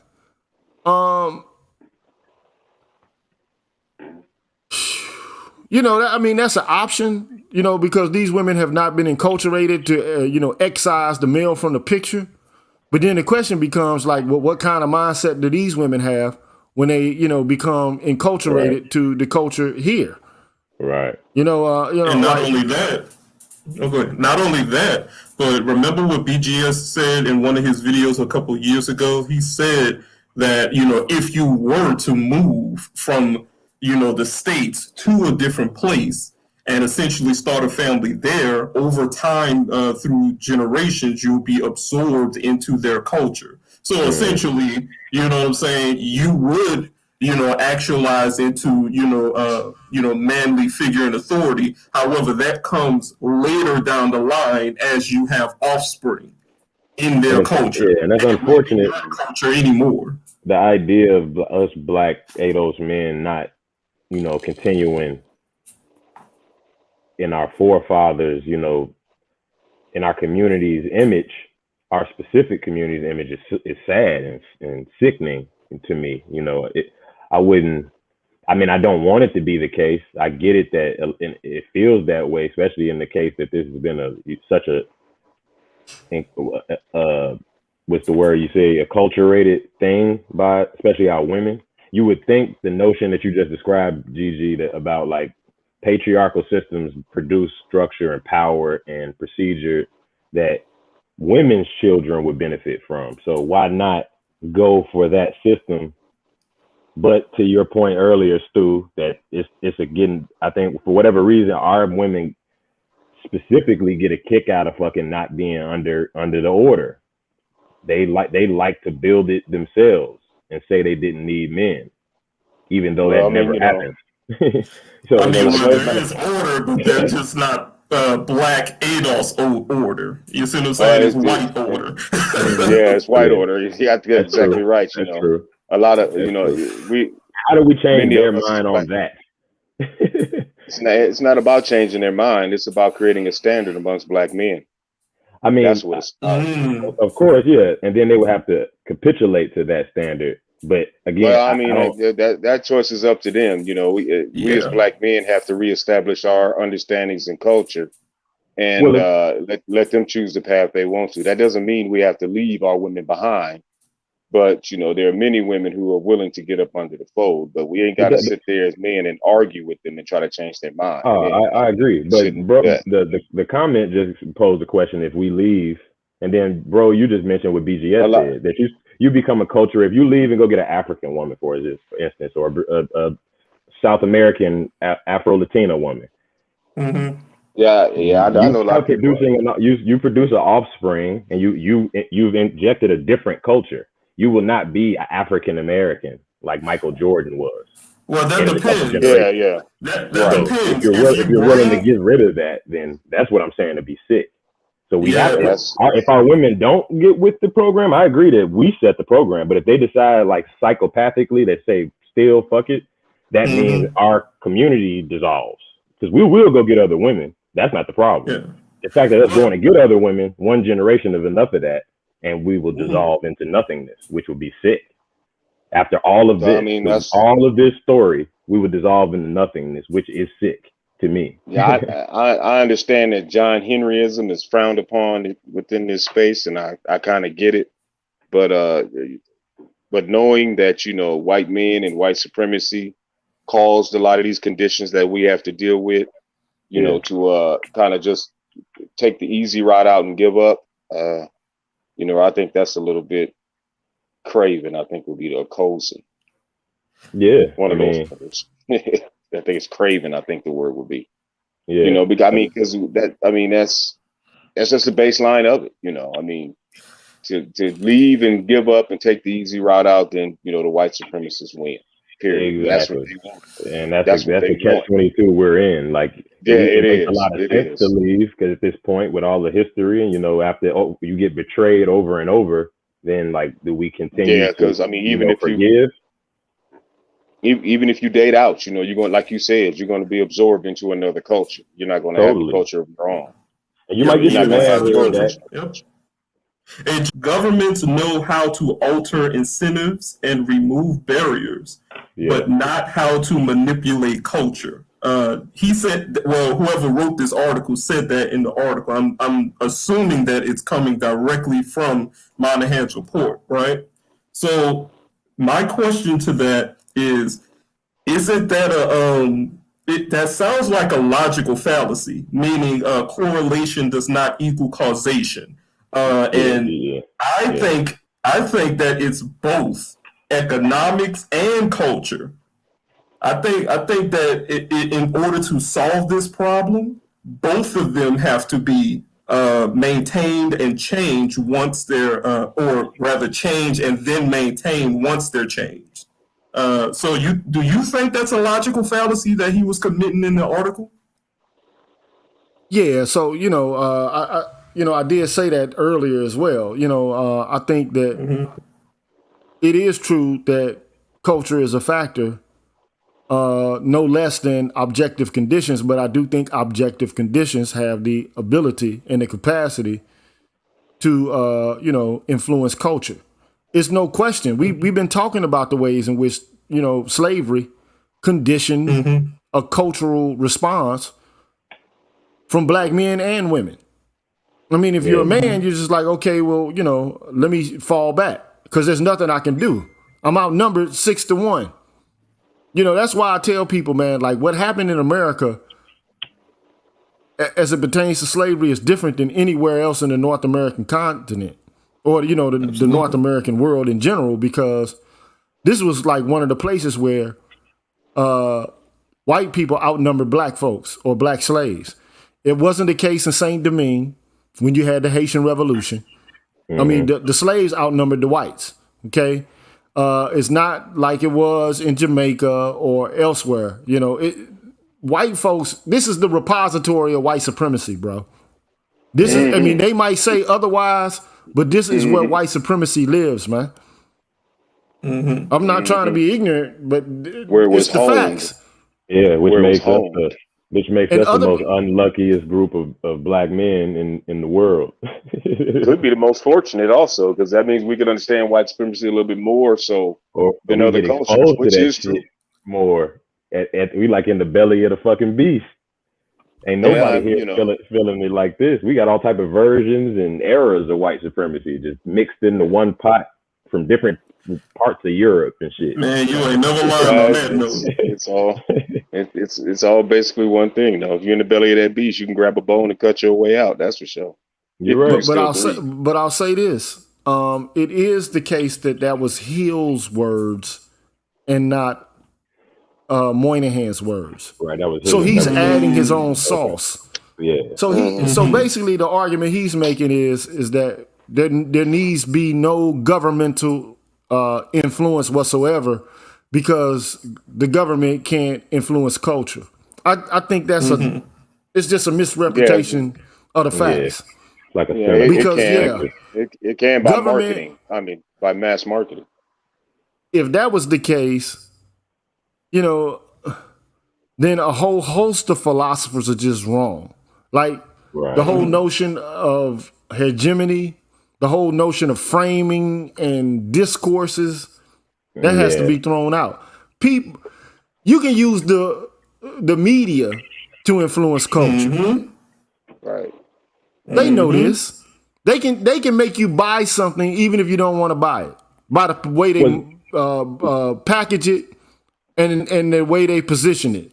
Was it meant to be like a underhanded, not underhanded, but was it meant to denote a lack of, like, was he trying to say a truly intact culture could not be swayed by governmental policies? So was he trying to say we have a lesser than culture inherently, maybe?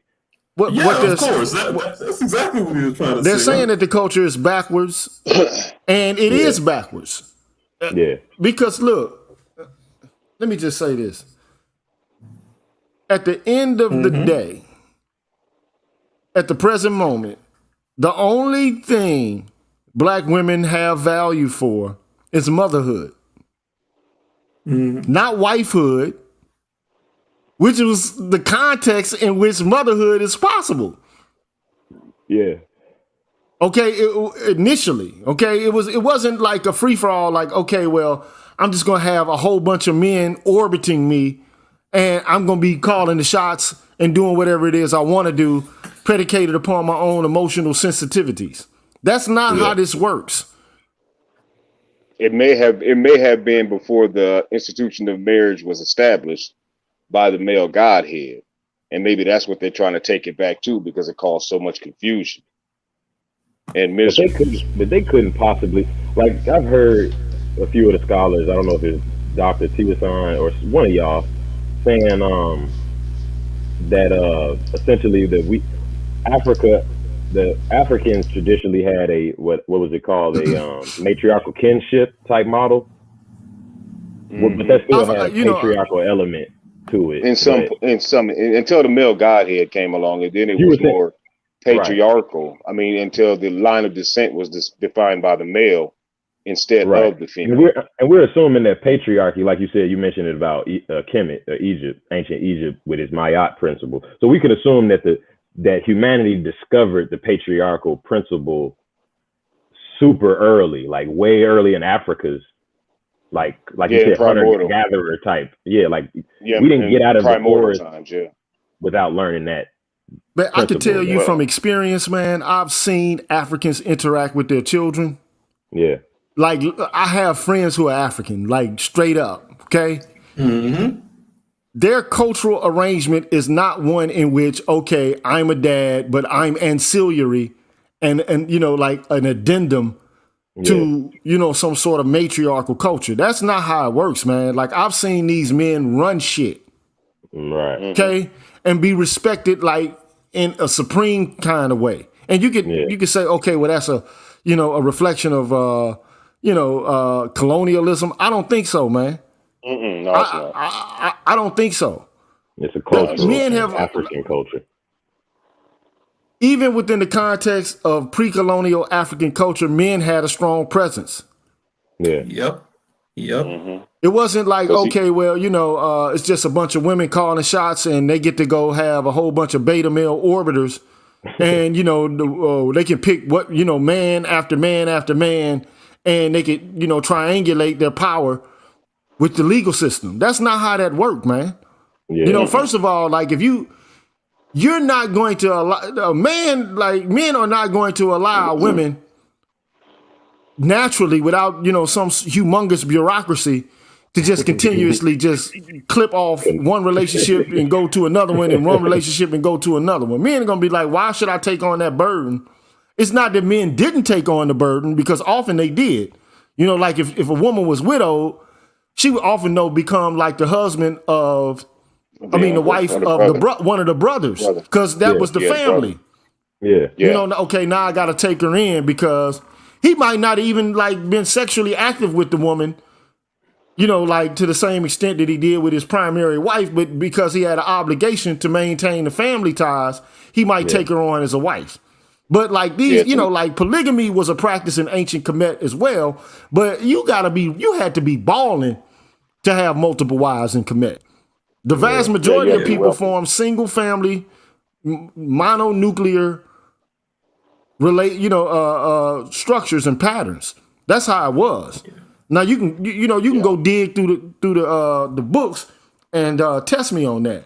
It wasn't like it was a free for all out there. Because who's gonna pick up the slack? Yeah. Now I understand that there were clanic and extended family relationships and arrangements, but also you got to think, man. Most often marriages prior to this romantic notion of love and all of my fantasies and sensitivities being accommodated, it was an institution that wasn't strongly, it was loosely centered around love, not. Yeah. Like this, like I'm infatuated with this person, they're my soulmate type shit. No, you're connecting families together. You're consolidating power. That's why, have you ever heard the term date the woman, you marry the family, but you date the woman? Or, like you're marrying the family. Yep. You're connecting families together. Okay? Yeah. That's not occurring nowadays. It's all of this is just, it's some strange and weird shit. But, like when black folks move from I think there are a whole bunch of factors that need to be taken into consideration. And I think, Moynihan scissors only, accounts for like one or two factors. It's only looking at unemployment rates and women applying for ADC. You know what I'm saying? Yeah. So you also have to take into consideration location. Like, in the South, was this happening at the same rate or as rapidly as, when the Great Migration took place? Yeah. There's a whole host of factors that have to be taken into consideration before we can make a proclamation about what are the exact, factors that contributed towards this phenomenon. Is it accurate to say that we know this is like seeming, like you said, it's just a fucked up, confused ass culture based on it's a byproduct of the plantation culture we were immersed in for over this hundreds of years, basically. So, like you're saying, like as after emancipation and as we went on and tried to assimilate into American culture, and we saw time and time again in different ways, like this Moynihan report only speaks to, like you said, unemployment rates in relation to welfare. And like you said, that does coalesce. It parallels, a time of us migrating out of the South. So was a lot of this wasn't so much. Well, I guess it was social engineering from a governmental level, because we know the government was part and parcel, completely in bed with systemic, white supremacy and racism through that whole period. So it'll be at the corporate level also, primarily at the corporate level. I guess, yeah. What I'm asking is like, so this was like social engineering, and it seemed like they just took opportunities when they could. Like they couldn't necessarily count on black people, because I've heard BGS or you speak to how it's less likely for this type of gynarchical, matriarchal type of system to go on in a rural place. It's more like a city type of dynamic that emerges when black people got to cities and they were able to organize their families this way. But the government couldn't have. Is it something that the government was predicting, that black people would move to cities and deindustrialize them and then put these weird social programs in that would then further destabilize? Or was it just more like shit lined up, and anytime they had opportunity to fuck black men, they just did? I think, this is the thing that just kills me. First of all, let's just think about this for a minute, right? We already know the white America, man,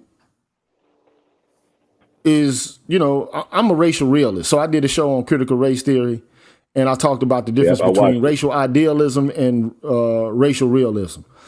I'm a realist about this, man. Race permeates American culture, whether we like it or not. All this colorblind, stuff is to me smokescreens and mirrors. Let's just keep it a buck, man. Like this country acknowledges, even at a primal and visceral level, the differences between different races. Okay, but as far as the springs of liberals versus conservatives' actions related to race, man, they both have their own pernicious means by which to carry out, racial discriminatory policy. I mean, think about it, man. You take a group of women.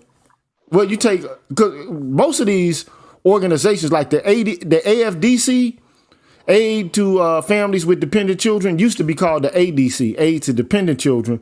But prior to that, and I did a show about this, like the welfare, culture, thug and welfare culture, how did it come to be? Yeah. First of all, these programs were expansions of mothers' pensions programs. That's where the ADC started. It didn't start off with, okay, well, we got a bunch of pregnant single mothers, so how are we going to make sure that the kids are okay? That's not how this started off. It started off with mothers' pensions programs, and they just expanded the programs. So you saying pensions in the case like these mothers were working or had employed? Well, the mothers' pensions programs came about because you had men going off to World War I, World War II. They were dying, and they had to make accommodations for these women. And they expanded these programs, right? Okay. Now, it was primarily, initially, for women who had husbands, but those husbands had died. Right, okay. Okay, through no fault of the women. It's just, okay, the women, they have to deal with a whole different set of social circumstances, and they hadn't effectively entered into the market, and had the same level of social equality as men did, white men. Right. I got to say that. I have to qualify my statement there. They didn't have the same ability to sustain themselves as did white men. So some accommodation had to be made for them. But eventually what ended up happening was you had a whole host of women who were pregnant and single. And, I guess, the moral sensibility of the culture was like, okay, well, we got to feed these little nigglets or whatever the case may be, as well as, to the white women. We can't just let them starve. The world is looking like we can't do that. But before that, prior to that, and this is the thing that's startling about it.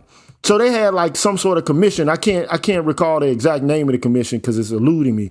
But after the New Deal, you had two bills called the Murray-Wagner-Dingle bills. Okay. And they were supposed to provide like a universal health care system as well as a social safety net system for everyone, regardless as to whether you were married, you were, a widow or a single mother. It was for everyone.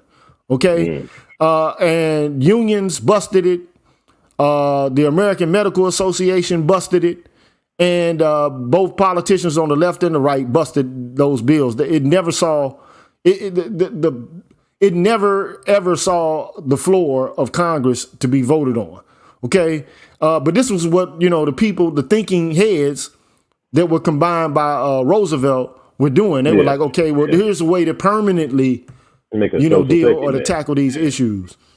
But as far as like something can start off one way and be utilized and manipulated for other reasons. And like white folks are masters at that shit. Yeah. They can present something to you and say that it's helping you, but at the same time, it could be, doing everything in its power to undermine your progress.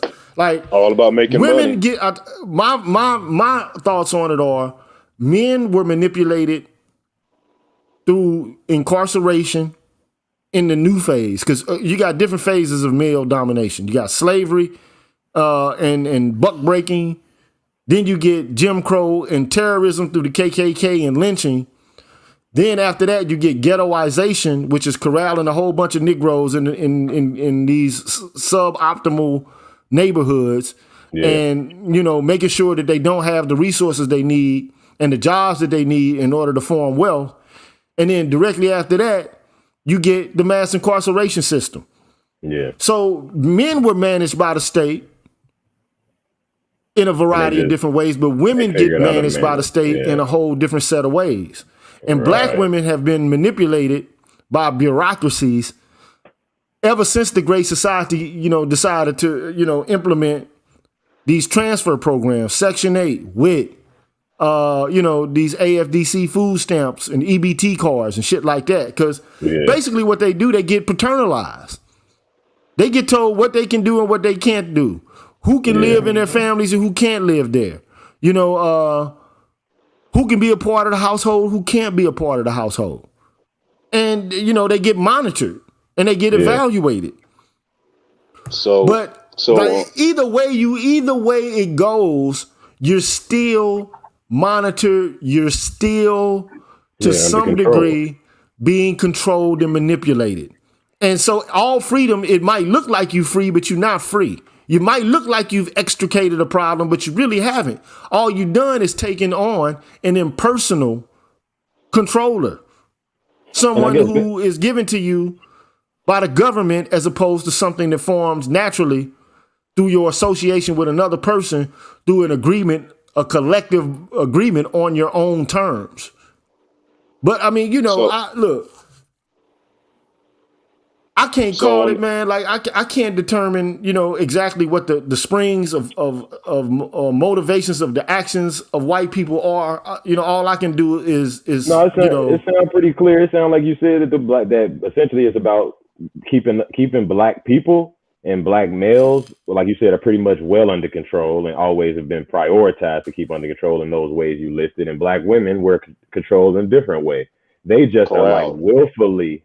It's just irritating that like black men have always been irritated at the way we've been finessed and monitored and bottlenecked. Black women have celebrated seemingly every step into that bottleneck, and which is astonishing, So in what Gigi was saying, is the conservative aspect is the penalization of black men, as a cog in the wheel, in a sense of generating capital. Yeah. And the liberal aspect is the social program. Yeah, exactly. As a means of keeping you in a certain kind of, and that's perfect. That's a perfect way to put it. In a certain generational position.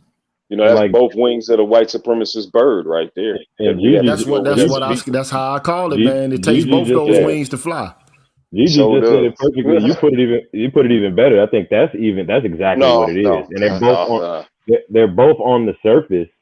Like one is about law and order, and the other one is about helping out disparaged. Economic. The way I used to say it, the conservatives will kick you in your ass, and the liberals will pat you on the head, talk about it'll be all right. Yeah, they damn sure won't. They sure won't fight each other for your benefit, depending on the gender, of course. But this is like what the agenda is to make money. Well, not it's really. the same thing that Malcolm X said a long time ago. He was like, on the go look it up on the liberal and the conservative. The Republican or the Democrat. Like which one is better? And Malcolm X, his answer is, look, the liberals claim to be actually alleviating our ailments by pulling a 12-inch knife 6 inches out of our backs. That's not solving the problem. You still got 6 inches of this knife in my back. Now the conservatives, stabbing, keeping the back stabbed in our, keeping the knife implanted in our backs, but at the same time, look, the knife is still in the back. Yeah. Okay, the knife is still there, and until the knife is removed and some sort of healing and repair can take place, we're dealing with two sides of the same coin, two wings of the same bird, 6 on one hand, half a dozen on the other, man. Like this, but see, here's the deal. At least the Republicans are upfront and open about what they want and what they dislike, whereas these liberals, they have a much more complex and a much more, as far as I'm concerned, a sinister means by which to engage the black community. See, they come, like the wolf in the sheep, a wolf in sheep's clothing. But at least on the right side, you get it straight up and down, no chaser. Yeah.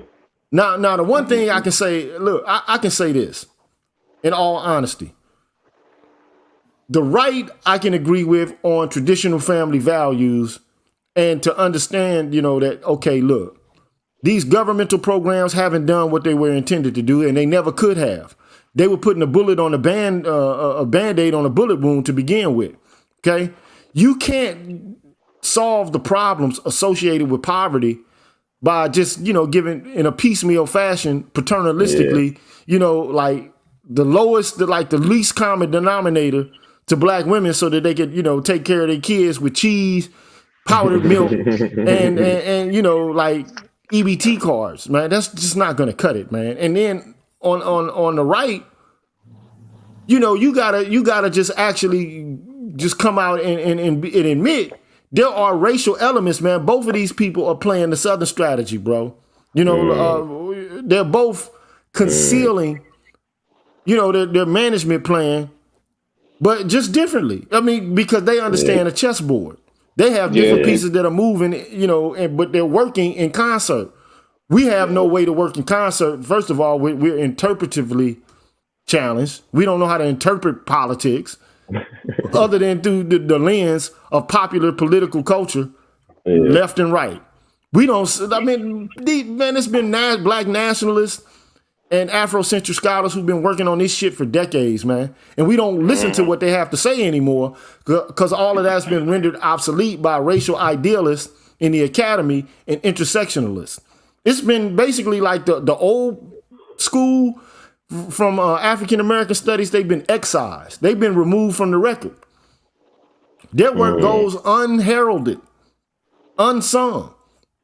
All the stuff that they put out there has been removed because it's been considered to be backward, marginalizing, and you know, like heteronormative, and you know, right, all those words, deeply nationalistic, and it's problematic because it's patriarchal, and so now,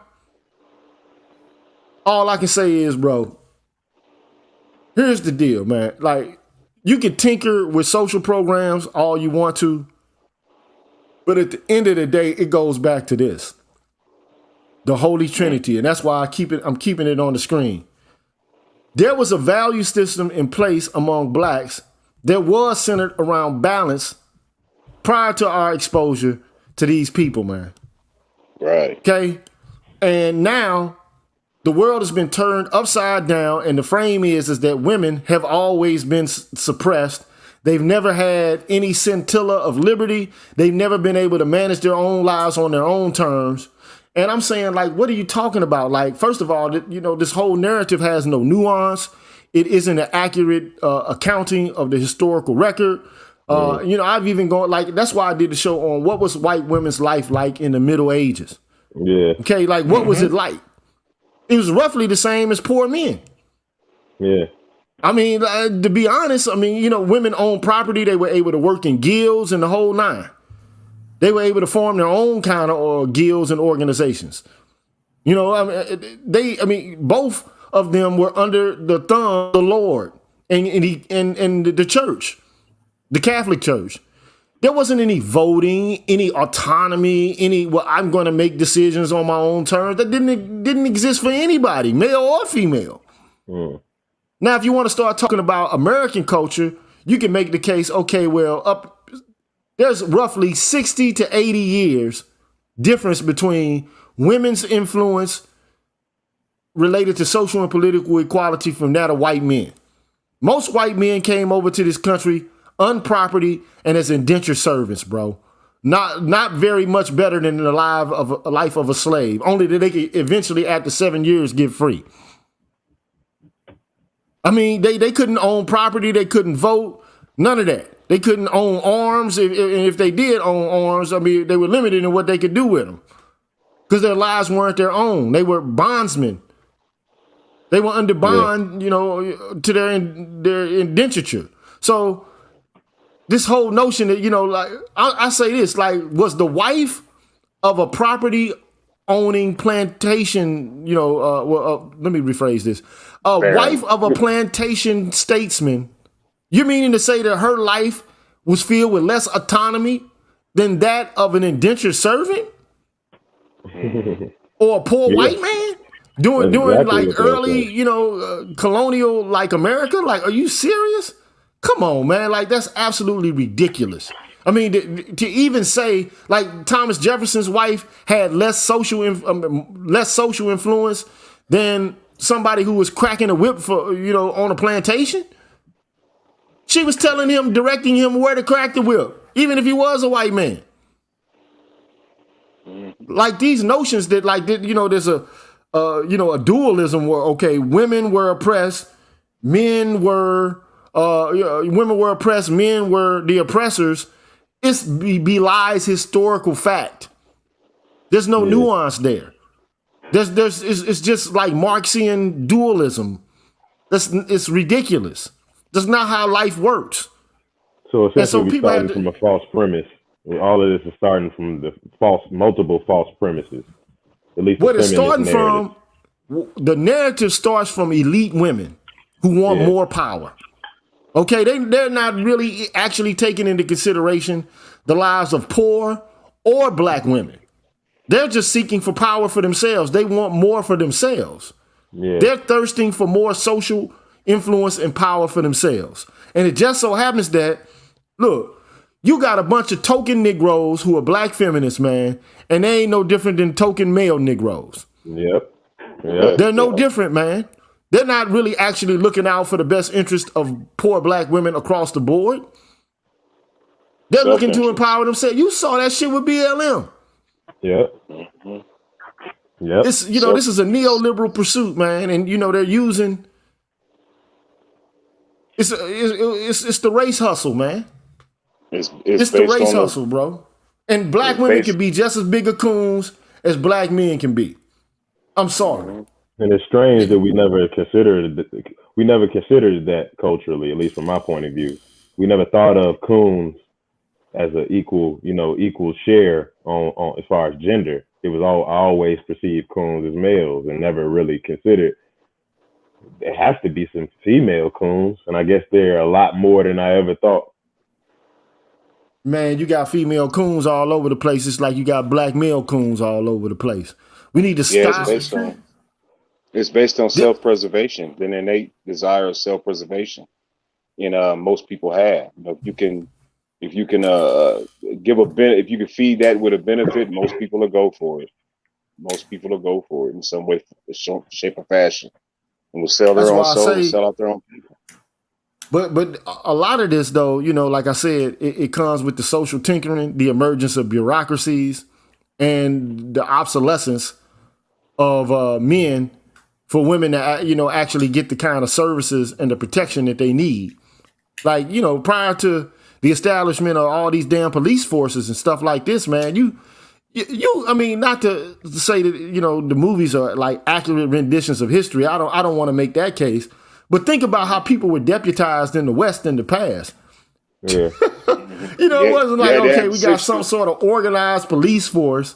It's like, okay, I'm going to deputize you. We need some help keeping law and order in this town. We got a bunch of outlaws in here doing all kind of crazy stuff.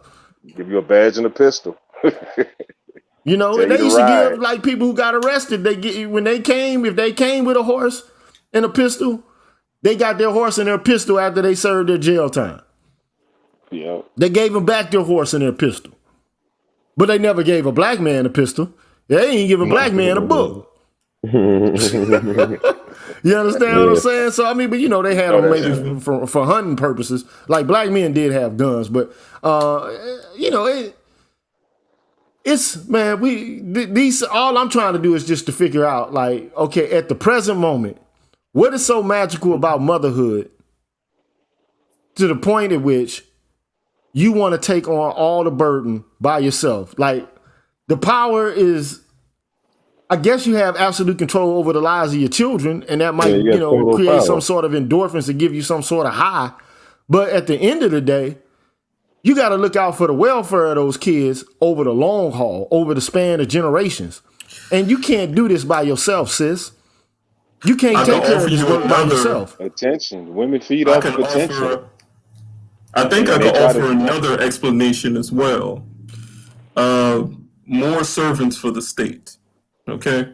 If we're going by the logic that all of this is a byproduct of the institution of slavery, then it's only logical to say that more offspring equals more servants for the, the working lower class in order to, do your manual service labor jobs and things of that nature for the, upper class when they get when they get old enough so where they can't work no more and they need younger people in order to Yeah, rely on all of the it's just goods and or service to maintain the economy. But so you're now saying that's even essentially being they acting altered. as a breeder. They acting like as the breeders that the plantation as they a lot of them were.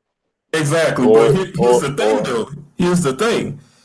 At this point, now that you have all of these different waves of immigration coming in from multiple points throughout the world, and our population numbers are now decreasing along with white folks who are also seeing a decline in their population. For all intents and purposes, we're being replaced. For all intents and well, I purposes. mean, but we still, but sadly, many of black people still serve as commodities for the institutions, whether it be Yeah, the immigrants that come in and capitalize in our neighborhoods who build up their monetary sustenance, in our neighborhoods with their various stores, to the alms that are given under liberalist ideals, to help out poor black women raise these kids, and the dysfunction that a lot of those male kids grow up into that become, you know, uh, products for the penal institutions. Wait. You Black say, people, wait, hold on. black people Are are you still saying that commodities. the immigrant men are going to wife up the single black mothers in this country? Is that what you're Say it saying? again. Say it again. Are you saying that immigrant men from other cultures that Right. come here? Let's just stick to low Well, I just said. socioeconomic status. Let's say they're low Well. socioeconomic status. You're Okay. saying We'll just that. say like, yeah. Asian men opening up hair beauty supply stores and getting, yeah. black No, I women's don't see money for that. hair products. I don't see Huh? that. I Well, don't You don't think see I no. don't that? think That's. those immigrant men Did, are going to did you scoop up our women. did I'm you talking understand what I just about. said? Did you I'm understand what talking I just about, said? How but I'm talking how about minority, like other minority men coming right. into the household, not a sort of a consumer, consumer buyer seller sort of relationship. I'm talking about a relationship in which a man from another community will step in as the stepfather to. No, he's not. No, that's not I'm happening No, asking, now. is I that wouldn't what you're even. saying? No, I wouldn't. I wasn't talking about that because Okay. the main thing under capitalist white supremacy is to generate capital. So yeah, Yeah, you can have other men of other ethnicities come in and extract the yeah. capital Okay, out well, yeah, of these black female ran households. And not yeah, only that, if the male children grow up dysfunctional, as we see in our streets a lot of times today, they become, shadow, if you will, for the penal institutions. And which in turn also generates capital. Because a lot of us, we want to sit there and harangue women without understanding the overall picture is about to make money. The yeah. overall And picture they're of the the social consumers infusion of our is community. Yeah, and the fastest way to extract a lot of money is through the female population. So if yep, you sit there and you feed their vanity, if you will. If you feed their vanity with a lot of nonsense, you can extract a lot of resources out, as well as have the black man pushed aside so he won't be able to step in, be the lawgiver in the sense of the Trinity, as GG is putting up here, to put an end to that. So it can be very profound, the yeah. I situation think we're under as a people. I agree. I think BGS said something earlier that I never heard before, and I think he's saying basically, I think we had the number did on the black community so long that I think at this point, with the to you guys, both of you guys' points of the country becoming more and more mixed and becoming other, we got more and more immigrants. He was saying basically Mm. white supremacy at this point is going to start deprioritizing black people overall. It's going basically it's getting too expensive to keep the foot have a foot on on black folks' neck. I think they feel as though they've done whatever damage to destroy the community. I think if they look at it objectively now, anyone outside of our community look at the community, the state of it, it wouldn't look like it's going to go on much longer. So at this point, it's more about, to your point, about keeping America afloat, keeping capital flowing, and whoever's going to do that, everybody in the world wants to come here and do that. So that's not going to be a problem. All they got to do is just wait us out and get us out the way. Like you said, siphon as much resources as they can before that happens. And then once we dissolve away as a community, and they don't have to worry about the black problem anymore, it'll be a new country. And that's where it feels like it's going. No, So, it won't yeah, be a new country. So on the screen, I put this document up here, and it says the consequences of fatherlessness. And here are some of the consequences, right? Poverty. Children in father-absent homes are almost 4 times likely to be poor. In 2011, 12% of children in married couple families were living in poverty, compared to 44% of children in mother-only families. U.S. Census Bureau Children's Living Arrangements and Characteristics, published March 2011, okay? Children living in female-headed families with no spouse present had a poverty rate of 47.6%, over 4 times the rate in married couple families. U.S. Department of Health and Human Services. All right? I'm not going to show the chart. I'm just going to continue to go with the drug and alcohol abuse. The U.S. Department of Health and Human Services states fatherless children are at a dramatically greater risk of drug and alcohol abuse. I don't see the data, but I mean, at least there's a reference there, a source. There is significantly more drug use among children who do not live with their mother and father. Journal of Marriage and Family, the community context of family structure and adolescent drug use. Physical and emotional health.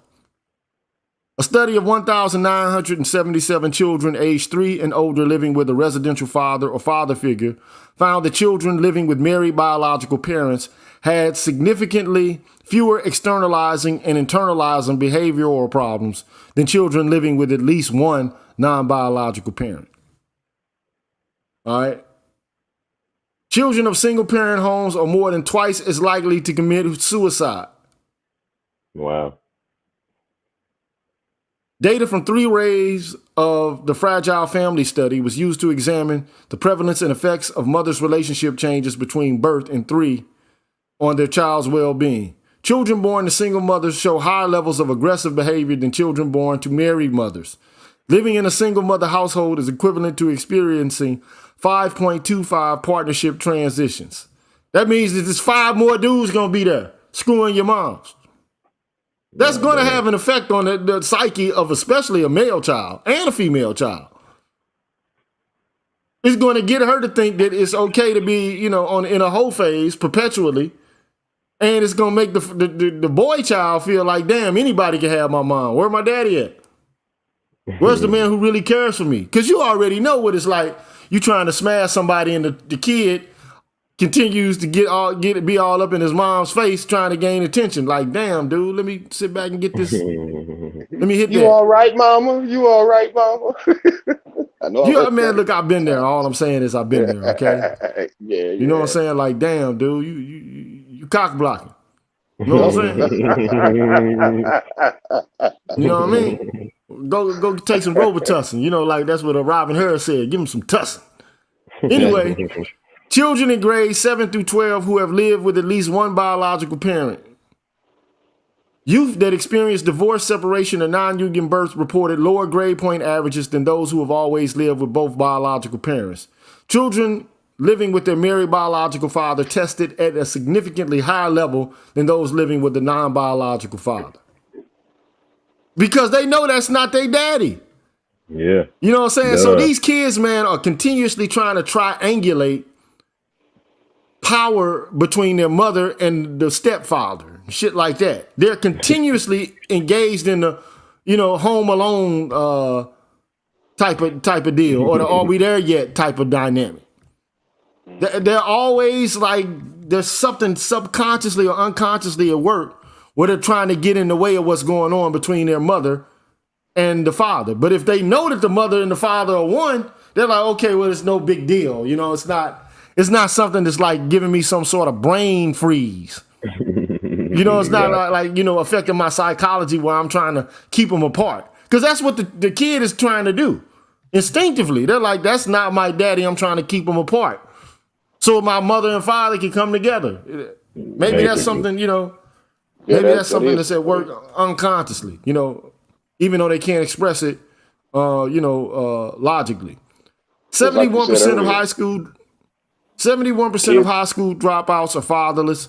Fatherless children have more trouble academically, scoring poorly on tests of reading, math, and thinking skills.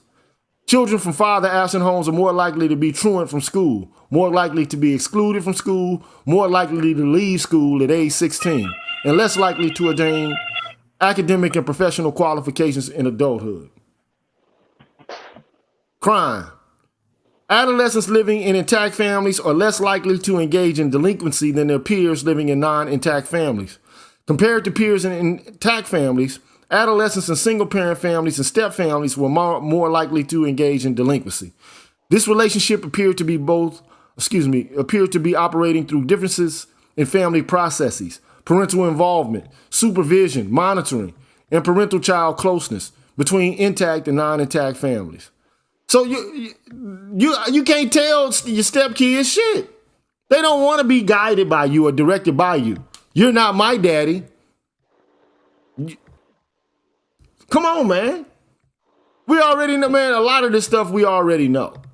Okay, sexual activity in teen pregnancy.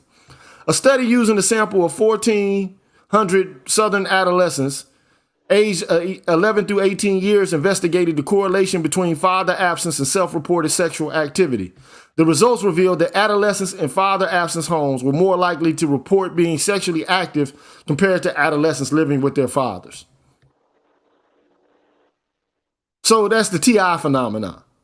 You know, like, okay, well, you know, I'm monitoring my daughter's sexual activity. Now they consider it to be oppressive on the right. Exactly. You know, now you policing your daughter's body. Like, wait a minute, I'm trying to prevent my daughter from becoming a statistic. You know, Stability. like, I mean, like the whole world is turned upside down now. And look, I don't have a problem with women having a strong presence in the family, but damn, you can't have the only presence in the family. But that's how they have it now. And they want to continue that process. And they can't do it all by themselves. Stability. That's the issue. I mean, like the Trinity that the photo of the Trinity that you have there, notice that the hands are supporting the child in the middle. That's one thing about. No, that's not the child in the middle. That's not the child in the middle. That's the father in the middle.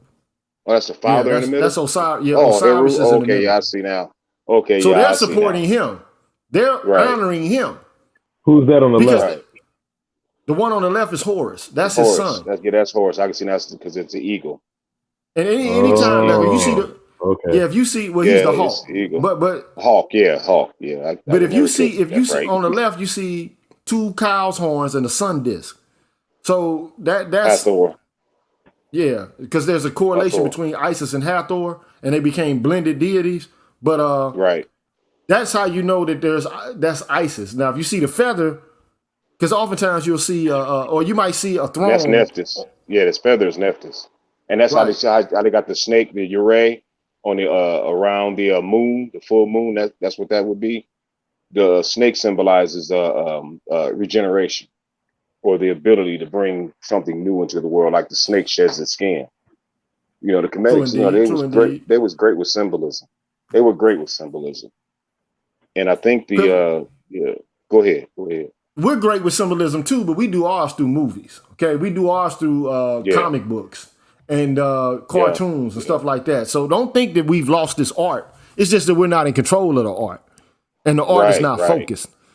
There's there's not a unifying cultural myth. It's just a whole bunch of hodgepodge of stories and stuff like that. But at the end of the day, these people knew that the father is necessary, is requisite for a successful family and societal formation. We have something crazy going on. And the question is, how long are we going to continue on the path that we're on? That's the question. Better how long it's going to last. Hey man, right now it's up to us as black men to establish, the integrity and standard. You see what's going on. You see how it's going. You see how it's going down the pike at the current moment. It ain't nothing nice. It ain't nothing nice right now. Looking too good. It ain't looking too good when you got a culture that insists on single parent family formations, and it's all about the sexual and psychological well being of the woman apart from everybody else. Look, one of the things that the ancients knew and that we don't know is that there has to be balance in society. And right now, you can argue that there was imbalance with a patriarchy. Women have made that argument ad nauseum, okay? Men just being able to control everything. Okay. Let's say, for example, I take that as a given. But you still don't have a corresponding level of justice by inverting the poles on the institutional structure. So right now you got a patriarchy all over again, but it's just women that are running it. It's no different. So it's the same kind of disjointed and imbalanced system that you sought to get away with or do away with. It's the same thing, only it's women running it. I don't see that being like any better than what you had. In fact, it's worse because at least within the patriarchal family structure, you had men who had women around. This system here, there are no men at all. There's none around, except for at the mother's whim. And, she's combative to the man, especially if the man is not the father of the children. It's like, okay, I run this. Those are my kids. Like, okay, well, shit, take care of them then. I'm out. I holler at you. You know what I'm saying? But at first, I had a mindset like, okay, I got kids, so I'm not going to hold it against the woman if she got kids herself. But man, I come to realize over time, man, you can't tell them women shit. You can't tell their kids shit. Like your boy KS said, man, it's a thankless job. It's a job that's thankless. And, they don't appreciate your presence. You're an intruder. And that's the way these women want it. From my viewpoint, it's the way you want it. But the odd shit about it is they still feel like they're on the sexual market block. Like, oh, I can still pull me a man. You can get somebody to lay some pipe down. But there ain't too many dudes, man, that's going to, deal with the triangulation between kids and mothers, man. It's too ostracizing. It's too alienating. Who wants to deal with a whole ready-made family? It could work if the women were actually allowing, the men to have the impact that the father should have had in the first place. But they did it to circumvent the man having control in the first place. So now, what would you give over power to another alien man for? Why? This to me is just a way to keep the upper hand, to maintain the control. That's just that's speculation though. I can't speak from what a woman is actually doing, what her motivations are. Actually, all I can tell you is, from my perspective, that's what's going down. At least if it ain't the motivation, at least that's what's occurring. That I can say. It's a matriarchy. It is what it is. It's a black, and it ain't the matriarchy to the point where it's just family lineages that are being accounted for. This is power. Arbitrary control over the lives of children and how that energy is directed. And unfortunately, guess how it's directed? The fucking state. Because they're the ones, I should have done a drum roll before I said that. But No need to. It's being directed by the state. Because put it this way, if the woman goes to work and she decides to pursue a career and be a mother and all of this stuff, right? Where does she send the kids?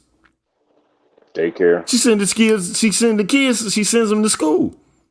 Where a whole cadre of white women, white men and black women, but primarily white women, are telling their kids, what life is. and what's right and wrong. They spend more time with the teachers than they do with their own parents, their own mothers. Yeah, which is a westernized value structure. So we've handed over, and this is what the right has been arguing about for quite a bit of time. They're like, look, the government can't solve all of these issues. You think we can just throw money into this and have this, secular, impersonal, institutions established, and that this is going to actually function and work? And I agree with them to a certain extent. It's highly unlikely that it will. Because now you have people taking care of kids who don't have any vested interest in their success. They're just doing their job. A lot of these teachers go to these jobs. I mean, I'm not saying none of them are dedicated, because some of them are. Okay, that's clear. But a lot of them are there like, man, these Negroes, man, that they got too many discipline problems. There's too many issues with their family life. I can't teach them anything. I spend most of the time trying to, deal with their attention spans than being able to actually provide information to them. So then, the teachers become bitter. And then, they start to look at it like, I'm just here to get my check. Here's a packet. Go ahead and work through these problems. Instead of lecturing and actually doing what they need to do in order to, be hands-on pedagogically, facilitating education. So, it's like, man, it's cycle.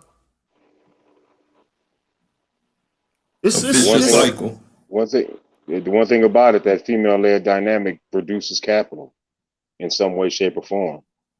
As far as, the teachers getting paid salaries, and then those teachers going out and spending on products and things that they want, houses and boats and houses with picket fences. It generates money. Conservatives surely like that aspect of it. They may talk about the social programs, but either way it goes, it generates capital. Hey man, money makes the world go round, but it's that's so they say. That's what they say. But I mean, money ain't everything, and being in control ain't everything either. Especially if you're in control of a.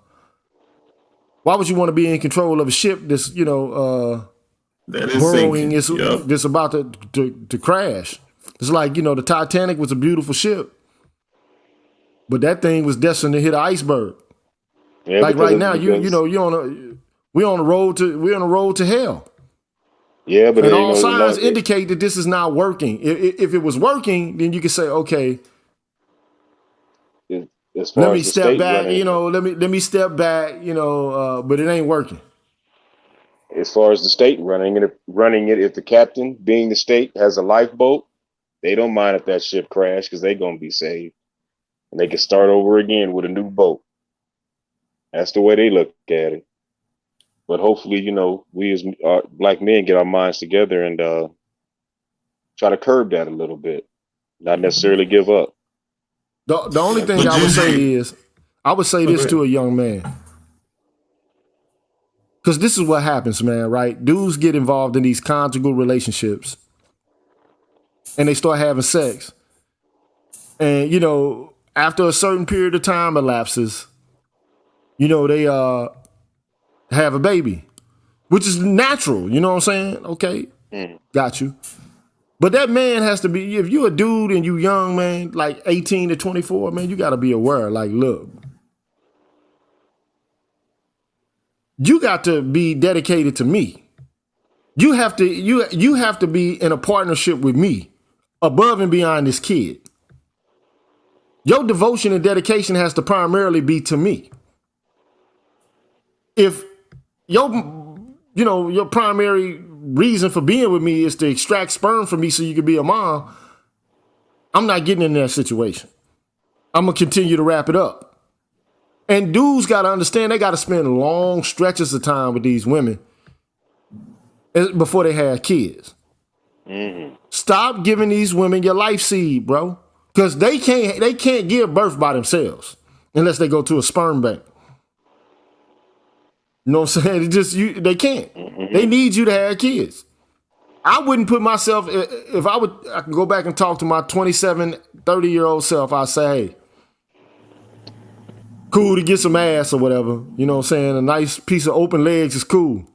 But if that woman has not got a long-term view in her head about being with you, and they say that, you know, they can say it, but like you got to know it. And you can't really know ahead of time, but if these women are not dedicated to you and don't have an orientation to being a wife, leave them alone, bro. All this mother shit, this mother worship, this mother goddess shit, leave it alone, bro. Leave them alone. As men, you got to develop you got to have that intellectual acumen to be able to, you know, translate to the other woman your desires and, you know, how you want things to turn out. You know, if you want a family, let her know that. Let her know that, you know, there's certain rules and guidelines that she's gonna have to carry herself by. Don't be afraid to say it. You know, if she and that way you can that way you know what y'all both want and you know what to look out for. You know? Right. But nowadays we live in a world where men, they just going along with the cat and mouse game. It's like they go in and men are working on emotional and physical desire just like the women are. Right. That's, you know, they're not thinking ahead of time. They're not planning. Yep. They're not being rational about coupling. It's just like, okay, this is cool. Yeah, we feel good. Like this is men and women. We supposed to do this. Like, man, dude, watch yourself, man. That's what the society teaches. That's what the society teaches. You know, satisfying individual want for happiness as a means of procuring happiness. And sometimes it just don't do that. You know, no forethought might produce a lot of misery. So that has to change. Man, you know, it's just crazy to me. I was still waiting for a woman to come on and let me know, like, okay, well, what's this infatuation with motherhood? Like, whatever happened to like wifehood? You know, a lot of women before. Here's the interesting part about the Osiris story. I'm gonna talk more about it tomorrow. Mm-hmm. She was dedicated to him before she had Horus. She went and put his body together and mourned him, and you know, made sure that he was, you know, edified and honored before Horus ever came into the picture. So that's something you got to be aware of. That, like, we got the shit backwards, man. It's like the kids are more important than anything. Like, hold on, wait a minute, kid. It ain't about these kids all the way through and through. It's about me and you. We provide the foundation for these kids. And if our foundation ain't straight, ain't no need to have no kids. Ain't no need for no kids to be brought here if we don't have a plan for these kids. Well, and a plan for ourselves. Gigi, it's like you, Dr. T.S.I. Johnson and BGS and Dennis Sperling, everybody, y'all done already expressed that, you know, since we were bred to be the socioeconomic underclass of this society, i.e. the institution of slavery, for all intents and purposes, we've been bred back to the Stone Age. And, player, maybe what you should do is, actually, that's a good idea. Go back to hunter-gatherer societies and see how they deal with men and women dynamics and juxtapose that to what we have now. You feel me? I think that would be an interesting episode. Yeah, I have to, you know, think through that and try to bring that out. But, man, we in a hell of a way right now, and we need to get this shit straight. Yeah. Don't tell me how we gonna do it, but we need to do it. We need to get it straight. Well, you're engaging in the process right now. Every black man that, you know, puts his voice towards the truth and, you know, girds his backbone in a sense to the oncoming assaults, that's part of the process. That's, you're doing your best work. That's all we can do as black men. Keep our voices strong and in the right direction. And with that being said, the best. Yeah, go ahead. With that being said, I was just gonna say, man, on that note, I am out. I really appreciate y'all time. Please, I will be back because this is great, and I'm gonna I will be contributing more to the platform because this is well needed, man. Thank you, Gigi. I really appreciate you. Thank you, brother, man. You're Oh, free to thank come you. back anytime, man. Appreciate Yep, your peace. presence. Peace. All right. Any closing remarks, my brother? Stu? Keep it real. Keep it real, Gigi. So all I can say is keep it real. You know, the Trinity, the original Trinity that you put up as the origins of this show has a lot of meaning for us as a people. You know, it's how a continuum was maintained. You know, a circle that goes round into the future, a generative process. That's the basis of the family unit. It's the first institution, and it's the only institution that can build a strong future for not only your children, your offspring, but for your family name. So those Yes, principles are sir. what we have to get back to as Black people. Thank Yes, you sir. again, Gigi, for the Hey, I opportunity, appreciate you, brother. and enjoy Appreciate your that. evening. All Enjoy right, yours then. as well, man. Yep, yep. Enjoy it. Holla at you. So again, man, today we've been having a conversation about Moynihan scissors. And for the most part, it's about the following. Let me put the image on the screen. Let me put the image on the screen. Share. Oh, let me put it on the screen. And then I'm about to let y'all go. Oh, here we go. Share screen. Window. Share. So this is what the show was about. Moynihan scissors. And it's about unemployment for Black men diminishing, but a rising number of cases of women, applying for aid from AFDC.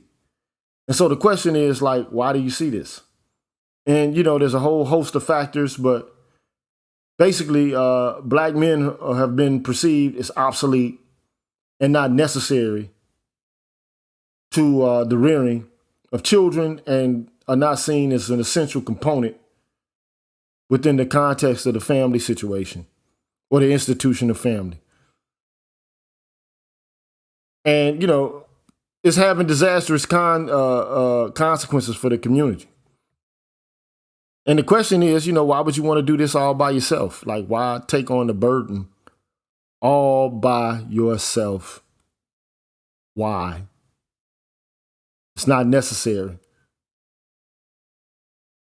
Damn sure ain't working in the long run to make the children vital and strong.